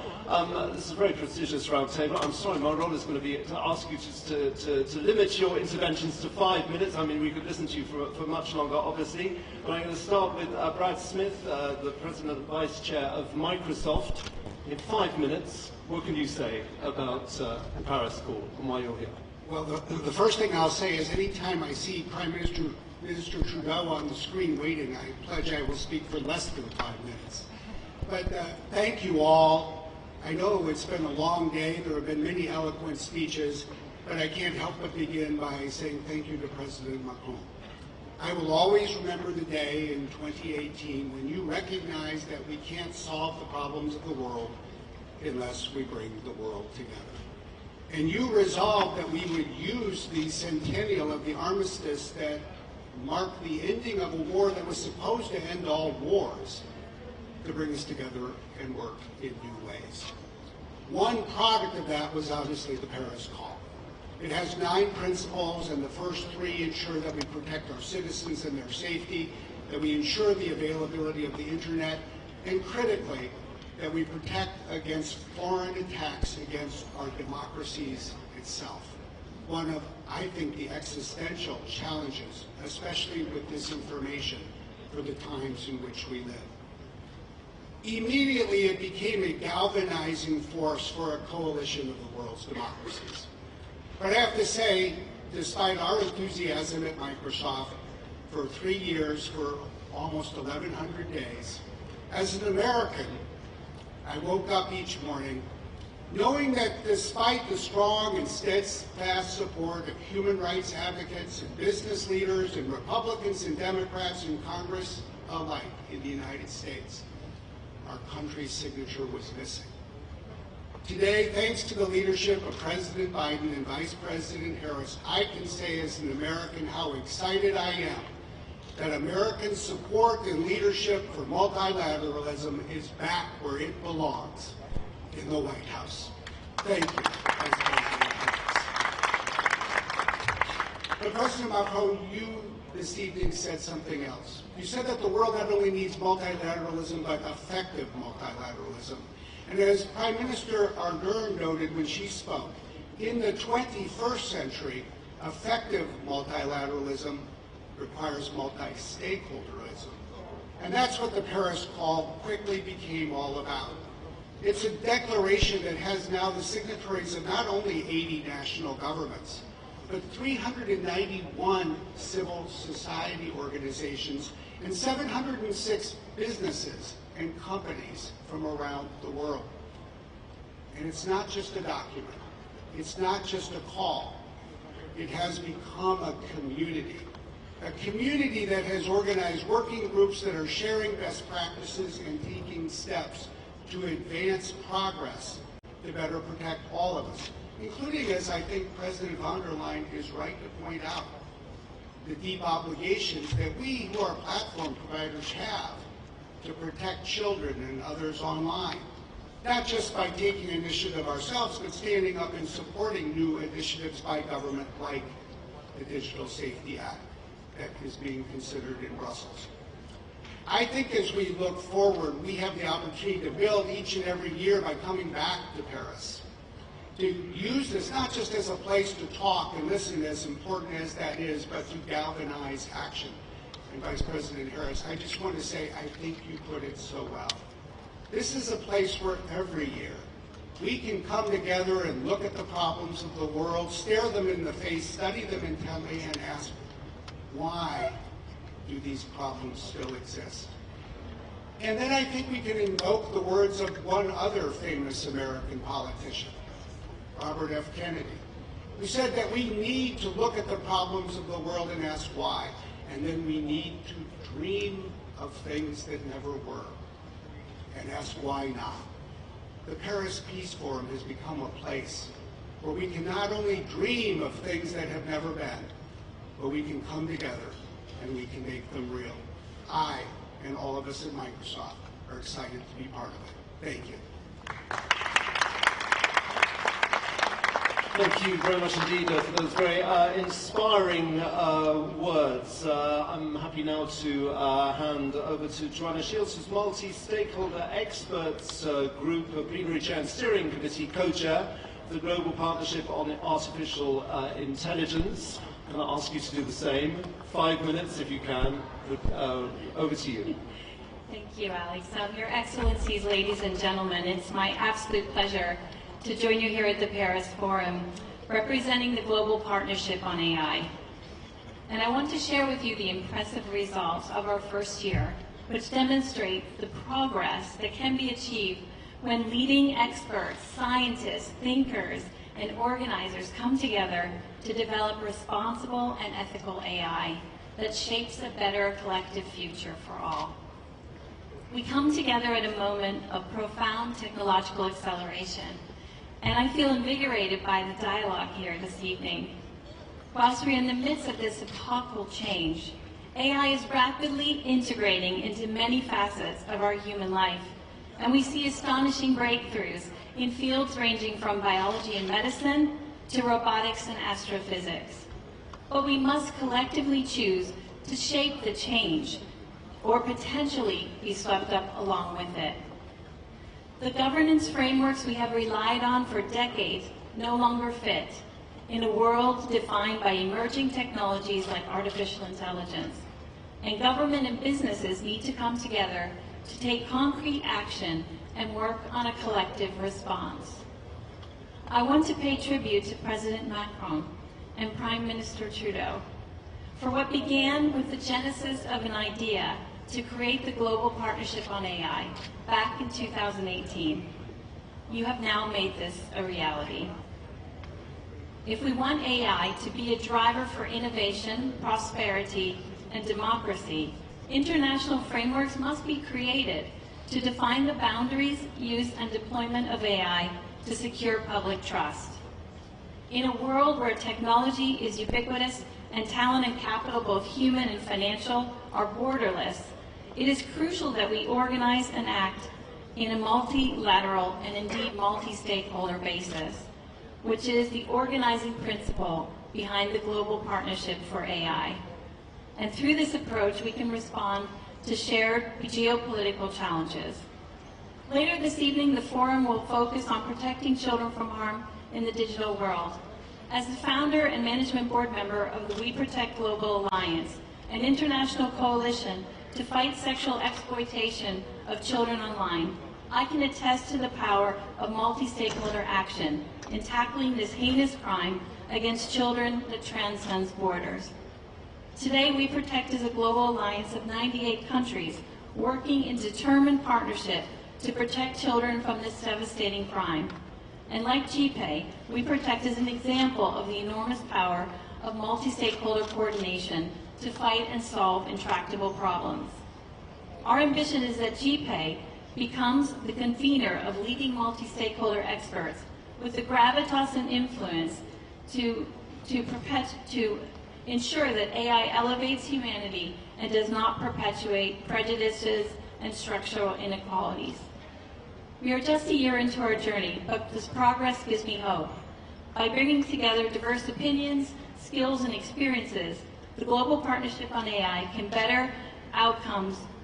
come to better outcomes than any one country can come to alone. GPay is well on its way to achieving our ambitions. We now have 20 member countries, plus the European Union, and our 5 working groups have accomplished encouraging results. From promoting responsible AI to develop an adoption strategy for climate action biodiversity, to data governance supporting the creation of real-world data trusts, fostering the pandemic response by organizing international collaboration in opening biomedical data sets to support drug discovery, and helping SMEs and startups understand AI and intellectual property rights. This inspiring work and all the projects are testament to what can be achieved when we work together and replace the language of competition with cooperation. And by defining the future of work and data governance, promoting data justice, human rights, and helping define the new relationship between humans and technology in the workplace. At this critical moment in history, with machine intelligence challenging human dominance, we have the power to control our destiny. And to use the words of President Macron this morning at the opening of the Global Partnership on AI Summit, let our actions be a beacon of hope to enlighten the future path. Thank you. Thank you so much, Joanna. Thank you very much indeed. We are delighted to have with us now the Prime Minister of Canada, Justin Trudeau, who I think is waiting to speak live to us. Monsieur le Premier Ministre. Merci beaucoup. Thank you so much. Joanna, thank you for your words. Brad, always great to hear from you. And Kamala, thank you for your leadership in leading things off like this on this panel. It's going to be really important that we all work together, and it's great to see the U.S. leaning in on this. Évidemment, je veux d'abord remercier le président Emmanuel Macron de nous avoir réunis encore une fois. Le Canada participe à ce forum depuis sa création, et je sais que notre ministre François-Philippe Champagne, le ministre de l'Innovation, est avec vous à Paris aujourd'hui et qui participera à la réunion du partenariat mondial sur l'intelligence artificielle. There is no doubt the digital space has incredible power for good. But from disinformation on vaccines to online extremism, we've also seen the threat it can pose to our democratic values, systems, and our citizens. We can't allow the benefits of the digital space to come at the expense of people's rights or safety. That means taking real action to protect our societies against polarization and radicalization, while defending the rights of citizens online. This year, Canada served as chair of the Global Partnership on Artificial Intelligence. We focused on bringing together the international community to ensure AI respects rights and freedoms and doesn't harm democratic societies. Je sais que le président Macron a les mêmes priorités, alors j'ai bien hâte de continuer notre collaboration lorsque la France sera à la présidence. Sur la scène internationale, on a également adhéré à l'appel à l'action de Christchurch et organisé le sommet du G7 sur l'intelligence artificielle. Chez nous, on lutte contre l'extrémisme en ligne et nous agissons contre les groupes haineux d'extrême droite.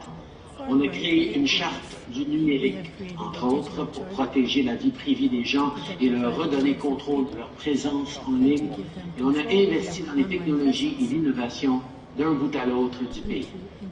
Canada is ready to keep leading so that the digital world makes our lives better while strengthening democracies and respecting rights. Today, I'm pleased to announce that Canada will chair the Freedom Online Coalition for 2022. We'll work on 4 pillars: greater connectivity. In a digital world, you need access to succeed. Digital literacy. Everyone must have the skills to thrive. Civic participation.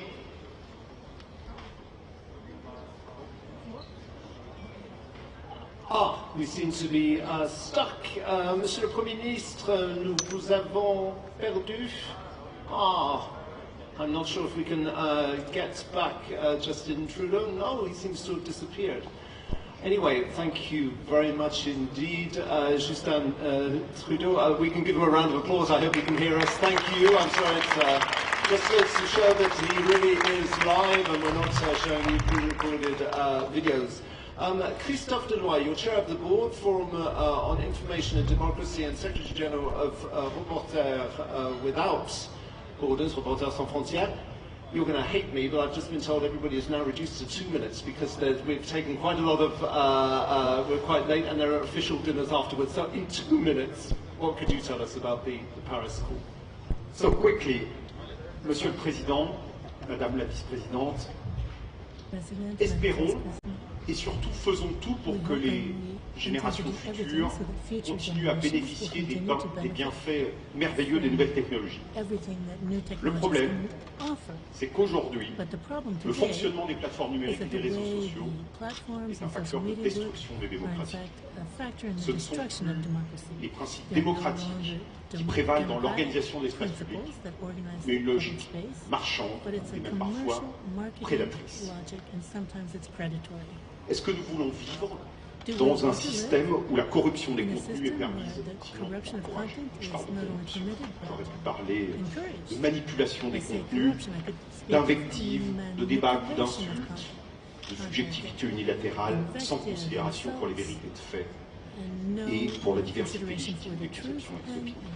Et dans le même temps, les régimes dictatoriaux et autoritaires bénéficient d'un avantage concurrentiel au détriment des sociétés ouvertes.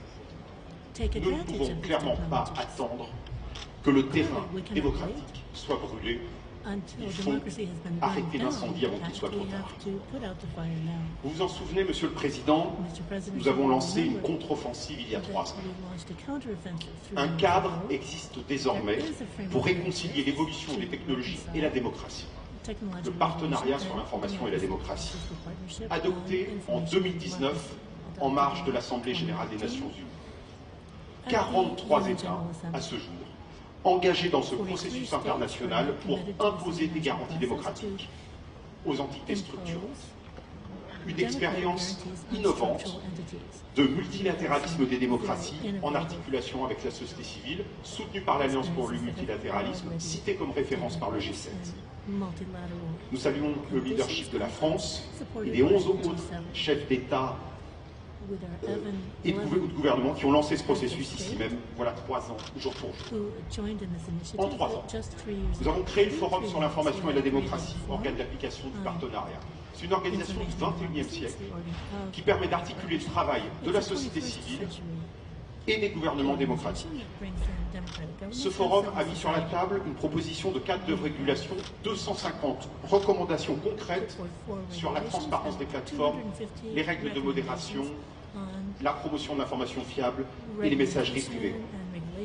Nous avons mené ce travail sous la coprésidence de Maria Ressa, à qui a été attribué depuis, comme on sait, le prix Nobel de la paix. Et le Forum a aussi mis sur la table un New Deal pour le journalisme, un investissement de toutes les parties prenantes en faveur d'un journalisme indépendant de qualité. Au centre du New Deal, nous avons créé un référentiel international avec des acteurs majeurs partout sur la planète. C'est une solution de marché pour favoriser la visibilité et la viabilité des médias qui respectent les méthodes et les règles éthiques du journalisme. Ça s'appelle la Journalism Trust Initiative. Clairement, ça peut changer la donne. C'est aujourd'hui opérationnel et désormais donc disponible. L'ensemble des parties intéressées, les plateformes numériques, les annonceurs, les bailleurs de fonds publics et privés, les organes de régulation peuvent s'en emparer. C'est une solution systémique qui permettra de sortir du chaos informationnel par le haut. Et bien entendu, les États peuvent et même doivent soutenir. Le 24 septembre avait lieu à New York le premier sommet ministériel pour l'information et la démocratie. Sous présidence française, je salue le ministre des Affaires étrangères pour sa détermination. Nous avons annoncé à cette occasion la création de l'Observatoire international sur l'information et la démocratie, co-présidé par Shoshana Zuboff et Angel Gurria. Ce sera un organe d'évaluation et d'analyse comparable à ce qu'est le GIEC, IPCC, pour le réchauffement climatique. Bref, pour résumer, le partenariat sur l'information et la démocratie, le forum du même nom, l'Observatoire, la coalition des États, la coalition de la société civile, nous avons tout pour créer un espace numérique démocratique. S'investir dans ce partenariat, c'est protéger un bien commun, l'espace informationnel, c'est garantir les conditions démocratiques de la délibération publique au XXIe siècle, c'est défendre les droits humains, c'est conjurer la perte de contrôle technologique et c'est tout simplement mettre les technologies au service de l'humanité et des nations démocratiques. Un dernier mot. Nous comptons, lors des prochains événements internationaux sur la démocratie, à commencer par le Summit for Democracy annoncé par le président Biden, que les États continuent à construire sur la base des fondations, des briques et de la charpente que nous avons posée. C'est un gros chantier, la construction est en cours, elle est déjà avancée. Parfait, merci beaucoup pour ces propos, en tout cas, et surtout pour votre enthousiasme, et désolé de vous avoir pressé de la sorte. We are now delighted to be joined online by Emma Lanso, who's the director of the Centre for Democracy and Technology, but above all on the advisory board of the Christchurch Call, which you launched, I think, with Jacinda Ardern, the New Zealand Prime Minister. Can I ask you to keep to the 2 minutes? We're running a little bit late, but we're delighted to have you. Thank you very much. Over to you, Emma Lanso. Merci, bonsoir, and I will do my best to keep it brief. Thank you very much for the opportunity to speak with you all today. I'm deeply honored to share the virtual dais with such distinguished speakers, and I regret that I cannot be there in person with you all. My name is Emma Alonzo. I am a lawyer and a human rights advocate specializing in freedom of expression online. I direct the Free Expression Project at the Center of Democracy and Technology, a non-governmental human rights organization based in Washington, D.C. and in Brussels that has over 25 years of experience advocating for digital rights and the open internet. And I'm also a member of the Christchurch Call Advisory Network, the Freedom Online Coalition Advisory Network, as well as other networks and coalitions aimed at protecting human rights while tackling difficult challenges in our online ecosystem. A common theme across all of these initiatives that I'm a part of and so many of the interventions today is the importance of multi-stakeholder work in this space. I won't belabor the point, but I will say that it is really crucial to understand that it is only with all of the different stakeholder perspectives at the table able to meaningfully contribute both to agenda setting and to policy development that we can work towards policy solutions to difficult problems in the online ecosystem that are both technically feasible and that protect and promote human rights. And we have really seen this demonstrated in the Christchurch Call to Action process. The original Christchurch Call to Action was launched with a call for action and enhanced cooperation among a wide range of stakeholders necessary to combat terrorist abuse of the internet. Much of the original deliberation around the call to action, however, was primarily between governments and companies, and civil society groups from around the world raised deep concerns about the lack of meaningful involvement from human rights advocates, technical experts, and especially those advocates who represent the communities most affected by terrorism and most affected by the consequences of counterterrorism policies. Fortunately, the government leaders of the Christchurch Call, from the governments of New Zealand and of France in particular, heard these concerns and responded with a sincere and sustained effort to work with civil society and establish an advisory network to be integrated into the ongoing work of the call. The Civil Society Advisory Network now has regular meetings with representatives of the New Zealand and French governments. We are able to exchange ideas and perspectives on developments in the work to combat terrorist abuse of the internet, and have been engaged in the developing of the work plans for continuing to implement the important aims of the call. I think there is still much more that can be done within the structure of the Christchurch Call. I would highlight in particular the need for more robust engagement with the various governmental signatories to the call.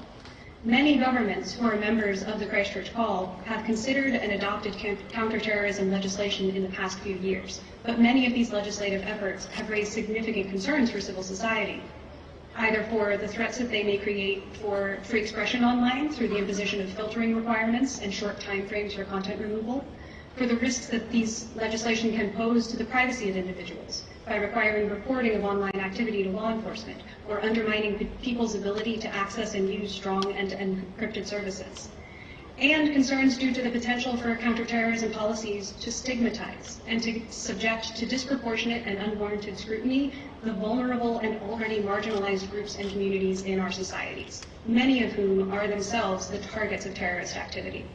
Such provisions are inconsistent with the commitments governments have made in the Christchurch Call to act without compromising human rights and fundamental freedoms. So I would invite all signatories of the call, and indeed all participants here today, to understand that there is a resource available to them in the advisory network that stands ready to help them identify and avoid such human rights risks in their counterterrorism policies.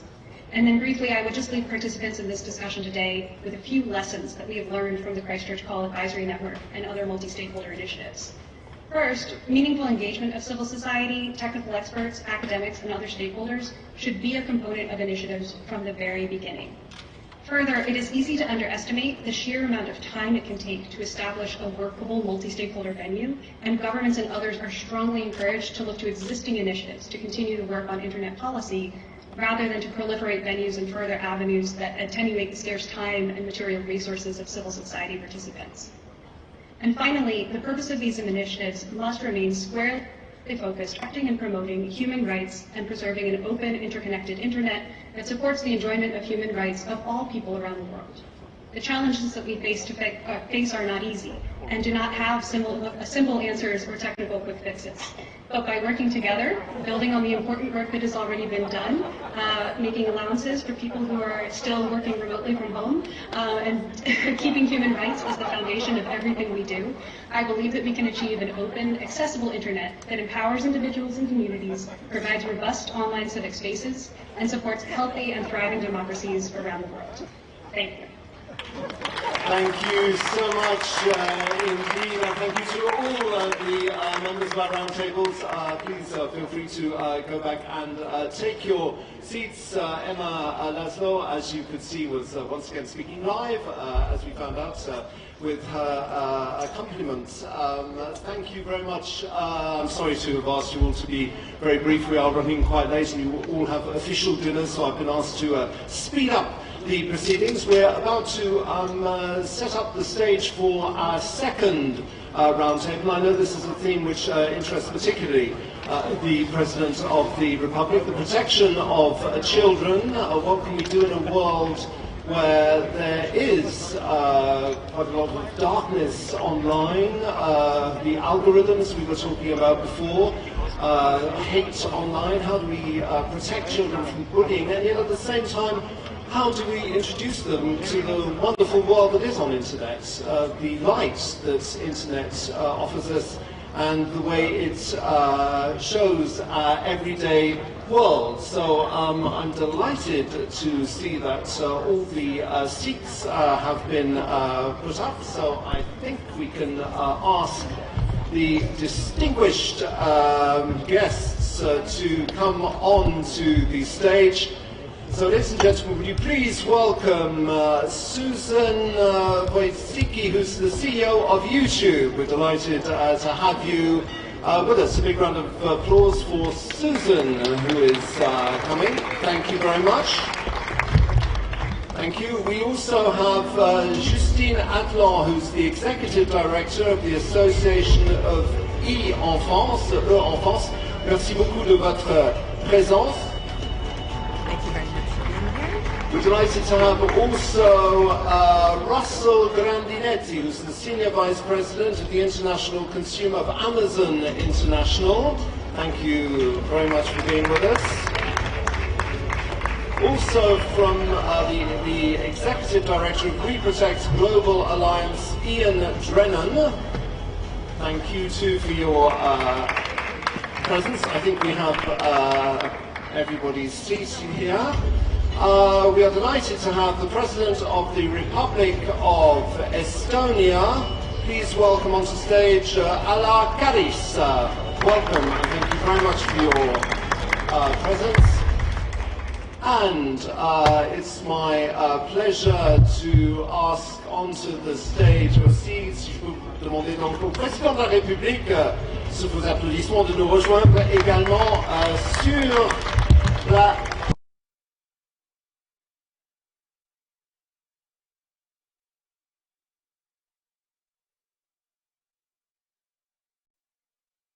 very short, because we have official dinners and so forth. I've been asked to give everybody 2 minutes. Mr. President of Estonia, if we could start off with you. A few words, if you could, about, everybody knows, obviously, I've hosted so many tables about Estonia as a model of the digital world. What can you say about the protection of children? Thank you, ladies and gentlemen. Let me begin by commending France and President Macron for hosting this important and timely event. Digitalization entails not only a technological transformation, but more importantly, fundamentally changes how our societies operate. These changes entail immense opportunities, but also challenges to our lives we as Europeans live in a pre-digital era. And with that, new vulnerabilities. For example, cyber attacks, cyberbullying, fake news, and terrorist content online have shown us the new quality of evil. Thus, digitalization compels us to defend critical infrastructure and fundamental freedoms and children's rights in the digital domain, as well as to ensure data protection and adequate levels of cybersecurity investments. Steve Jobs once said, "Technology is nothing. What is important is what you have faith in."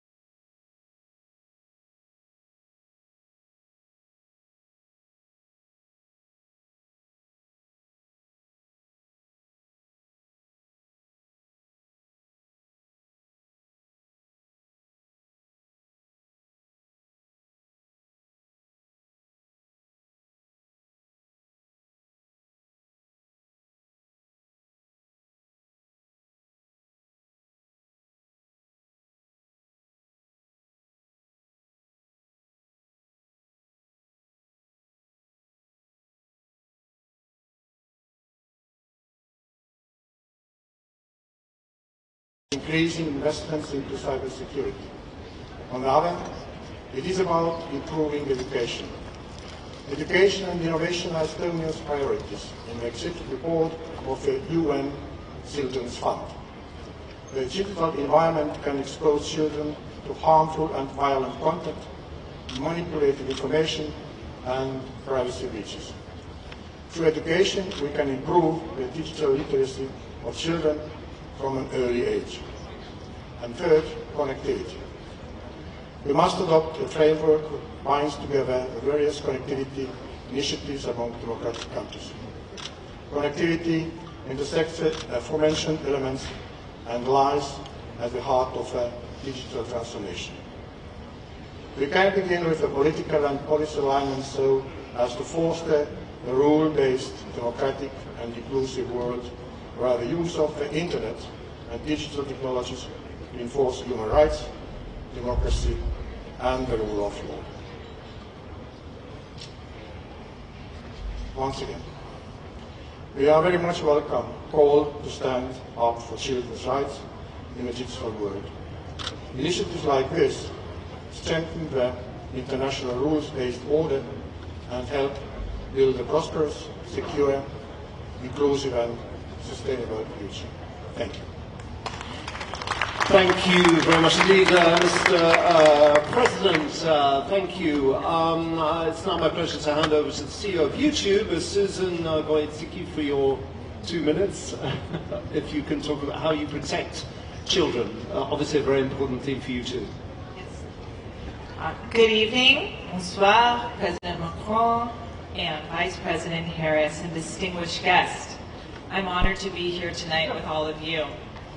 Thank you, President Macron, for bringing us together to Paris Peace Forum on Armistice Day here in France and Veterans Day, as it's called in the US, to remind us about the importance of promoting peace and understanding. This is very important to me personally. My family history spans both sides of the Atlantic, with my family coming to the US due to conflict in Europe. Now, a key part of our mission at YouTube is to show everyone the world. Our goal is to make the world smaller and more connected with video. We offer a public video library that has a large amount of educational and entertainment content for free in all languages. For example, we have content about how to learn an instrument, cook a meal, learn a language, develop a new hobby, or research any topic and have a laugh, sometimes when we need it the most. And this set of diverse content comes from many small businesses called creators who have channels on YouTube, as well as established media companies with whom we share the majority of revenue. This is a priority that we will continue to invest in. Now, this is also my first international trip since COVID, and it was very important for me to be here because of the importance of child safety. I speak on this as a mother of 5, as well as the CEO of YouTube. And today, I am honored to commit to the Declaration of Children's Rights in the Digital Environment.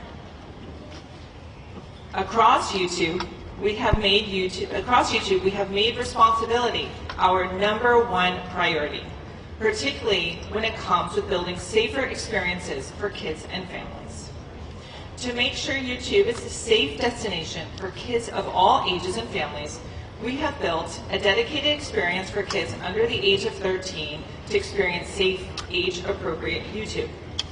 We have also built tools for parents to decide the type of content that their children see and the amount of time that they spend on YouTube. We consult with many child experts to make sure we have implemented best practices and stay ahead of the trends. We have also partnered with Estonia to promote healthy digital habits, who will hear from later at this event. And we run programs such as Be Internet Awesome in France, called Super Héros du Net, to help kids learn digital literacy and digital literacy skills. And we have trained over 34 million users in dozens of languages since its launch. So, Mr. President, I am so grateful for your leadership on this important topic, and thank you so much for inviting me here to Paris. Thank you so much for that important announcement. Thank you very much indeed. Justement, on se retourne vers Justine Atlan, vous êtes Executive Director de l'association en français. Vous allez parler en français, ou non? Je vais essayer de parler en anglais. Ah bah excusez-moi. I'm so French, so I speak very badly English. I apologize for this, but they asked me to speak in English, so I will try to speak in English. But first, merci Monsieur le Président. Merci de vous engager sur cette cause, personnellement. Je sais que vous êtes concernés, touchés. Et je crois qu'on a besoin aujourd'hui effectivement d'une action politique forte pour faire avancer les choses un peu plus rapidement. I know I have a very short time, so I will be short. So for me, as a professional for 15 years now about child safety online, for me two major issues appears now. First, at the European level, a lack of harmonization on the GDPR concerning the age limit to collect child data. Europe has chosen to let the choice to every country to choose a different age. So today we have some country who decided to the limit of 12 years old, other country 15, like France, and others 16, like Germany. I think on that issue, the European Commission didn't went to the end of his process and didn't go to the end of his responsibility to protect child online, because all these different ages fragilize very strongly child protection online. We need to harmonize and fix at the European level an harmonized age for this issue. And on the other hand, Europeans need to be strong to decide what is the good age at the European level, because from the United States you have chosen another age, which is 13. It is the age that everybody knows, but it comes from an American perspective and approach, which is not bad, not good, I don't know, but maybe we can have a discussion on this at the European level and choose if it's also a choice or maybe another one.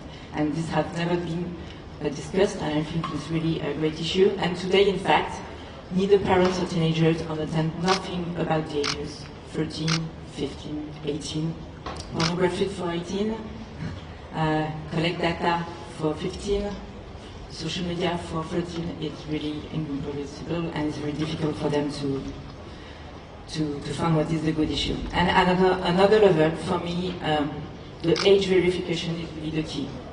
Because we talk about ages, but how do we know which is the age of the children which is on the other side of the screen? We are not able today to know that. And so we can build a lot of tools. We can build a lot of programs, we can build a lot of functionality to protect them, but in fact all those functionality are useless because children lie about their age. They never say online that they are children. Most of them say they are adults. So most of the things we do never encounter the one we need to, which is the children. So for me, really, this is the big issue, because for 15 years now, it shows that it doesn't work. We are still looking for the solution, and so that's why I think we all need to really work together on those two issues, which is in fact the same age. How we can recognize very precisely and be sure that there is the children on the other side, and so we can protect him or her like we need to do. So that's why I think today is very important to be all together, because I think you said a word very true, Mr. President, that nous sommes habitués à l'inefficacité. Ça m'a beaucoup effectivement interpellé, parce que je crois que sur ce sujet-là, effectivement, ça fait 15 ans qu'on s'est habitué à l'électricité et ce n'est pas une fatalité. Merci beaucoup à vous, Justine Atlan, pour ces mots importants. It's my pleasure now to ask the Senior Vice President, International Consumer from Amazon International. I don't think I've ever hosted such a prestigious roundtable and asked everybody to do 2 minutes, but Russell Grandinetti, if you could do your 2 minutes. And merci, Monsieur le President Macron, Vice President Harris, and the global leaders here. It's a privilege to be here on behalf of the Amazon team. We are a company of passionate builders that really hew to 4 key principles, which is an obsession over customers, passion for invention, operational excellence, and thinking about the long term. But we recognize that success and scale also bring broad responsibility. And this forum is a perfect place to reflect on this responsibility. This responsibility, of course, includes ensuring that people, workers, and the communities we're connected to are treated with fundamental dignity and respect. The responsibility for ensuring the products and services we provide are developed in a way that respects human rights. The responsibility for ensuring that we build a sustainable business for our employees, our customers, our selling partners, and our shared planet. And as a company, we've committed to moving to 100% renewable power in our entire company, which we're on track to do in 2025. And we were a leader in founding the Climate Pledge among companies to reach the Paris Accord 10 years early in 2040 and become zero carbon. Further, just this past week at COP26, we joined $1 billion public-private commitment to fight tropical deforestation. And in fact, we even do things like organize our store to make it easier for customers to find products that are sustainable because they care about contributing to. That responsibility for safety and well-being, of course, includes the physical world, but extends to digital, and that's our panel today. And so for us, we're extremely proud to have been an original signatory as well, like so many others here, to the Christchurch Call. And we commend New Zealand Prime Minister Ardern and President Macron for their work bringing together not just governments, but companies and civil organizations to fight terrorism online and violent extremist content online. This year alone, we'll invest $700 million and dedicate over 10,000 employees to fighting fraud, counterfeit, and other bad behavior online. And in fact, even back in the US, we've partnered with organizations like Thorn, a tech nonprofit focused on ending child sexual abuse material on the internet. And we're actually a proud member of the We Protect Global Alliance. And so we bring this responsibility to the products and services we create. We also try to bring it to the world around us. And so that's why today, in this context, I'm particularly pleased to be joining President Macron and the other companies here and the civil society groups represented to sign on to this memorandum of standing up for children's rights in the digital environment, which reflects our shared goals for keeping children safe online. Thank you very much for having me.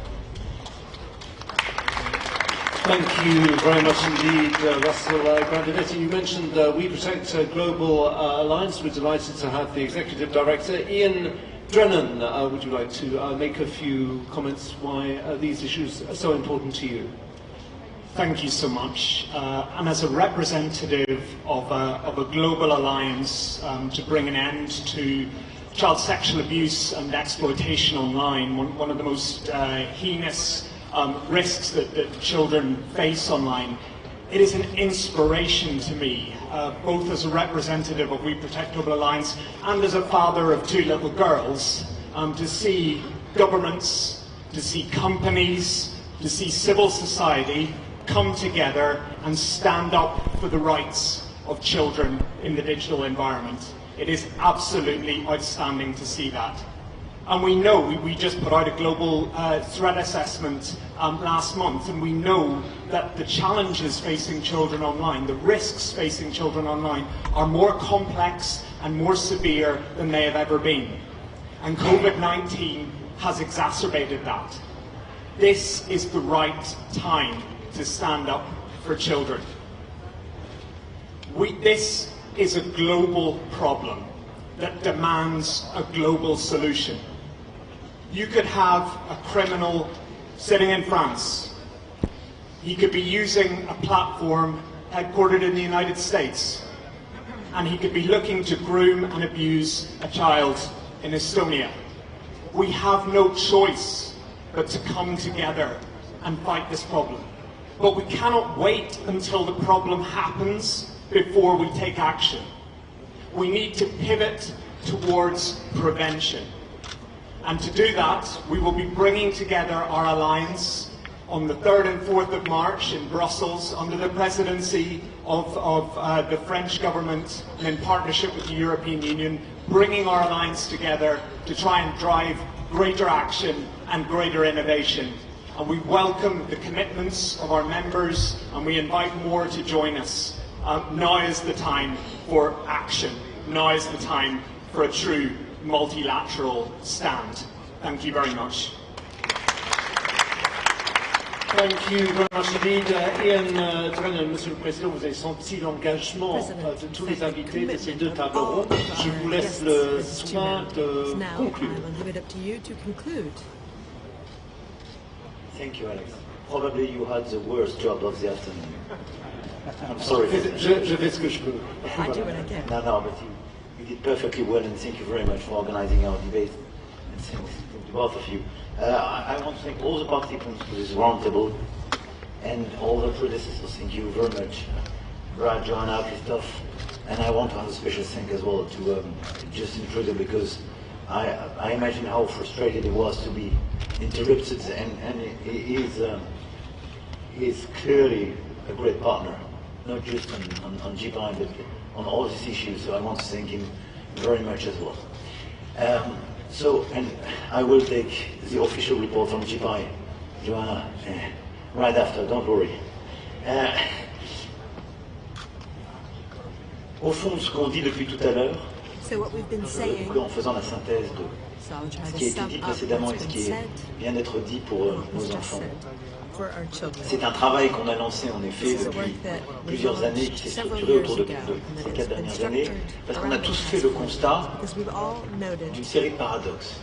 D'abord, on a quelque chose de formidable, de nouveaux espaces s'ouvrent à travers l'innovation, le digital, et il y a une demande pour l'accès à ces espaces, et c'est formidable. En même temps, ces espaces, pour la première fois dans notre histoire, sont conduits par de l'innovation privée, des acteurs privés, qui sont devenus des géants privés, et certains d'entre vous sont là pour les représenter et les porter. Et nous n'avons jamais vécu ça. Parce que normalement, ce qui structurait les créations de nouveaux espaces, c'était la sphère publique. Et donc on a créé des possibles nouveaux, mais qui ne relevaient pas de choix collectifs démocratiquement débattus dans des sociétés démocratiques. Et ça, c'est totalement neuf. Et ce qui fait qu'on est tous confrontés à des injonctions qui sont contraires. On veut de plus en plus innover. Nos citoyens sont aussi des utilisateurs qui veulent cela et qui commencent à sentir ce déséquilibre.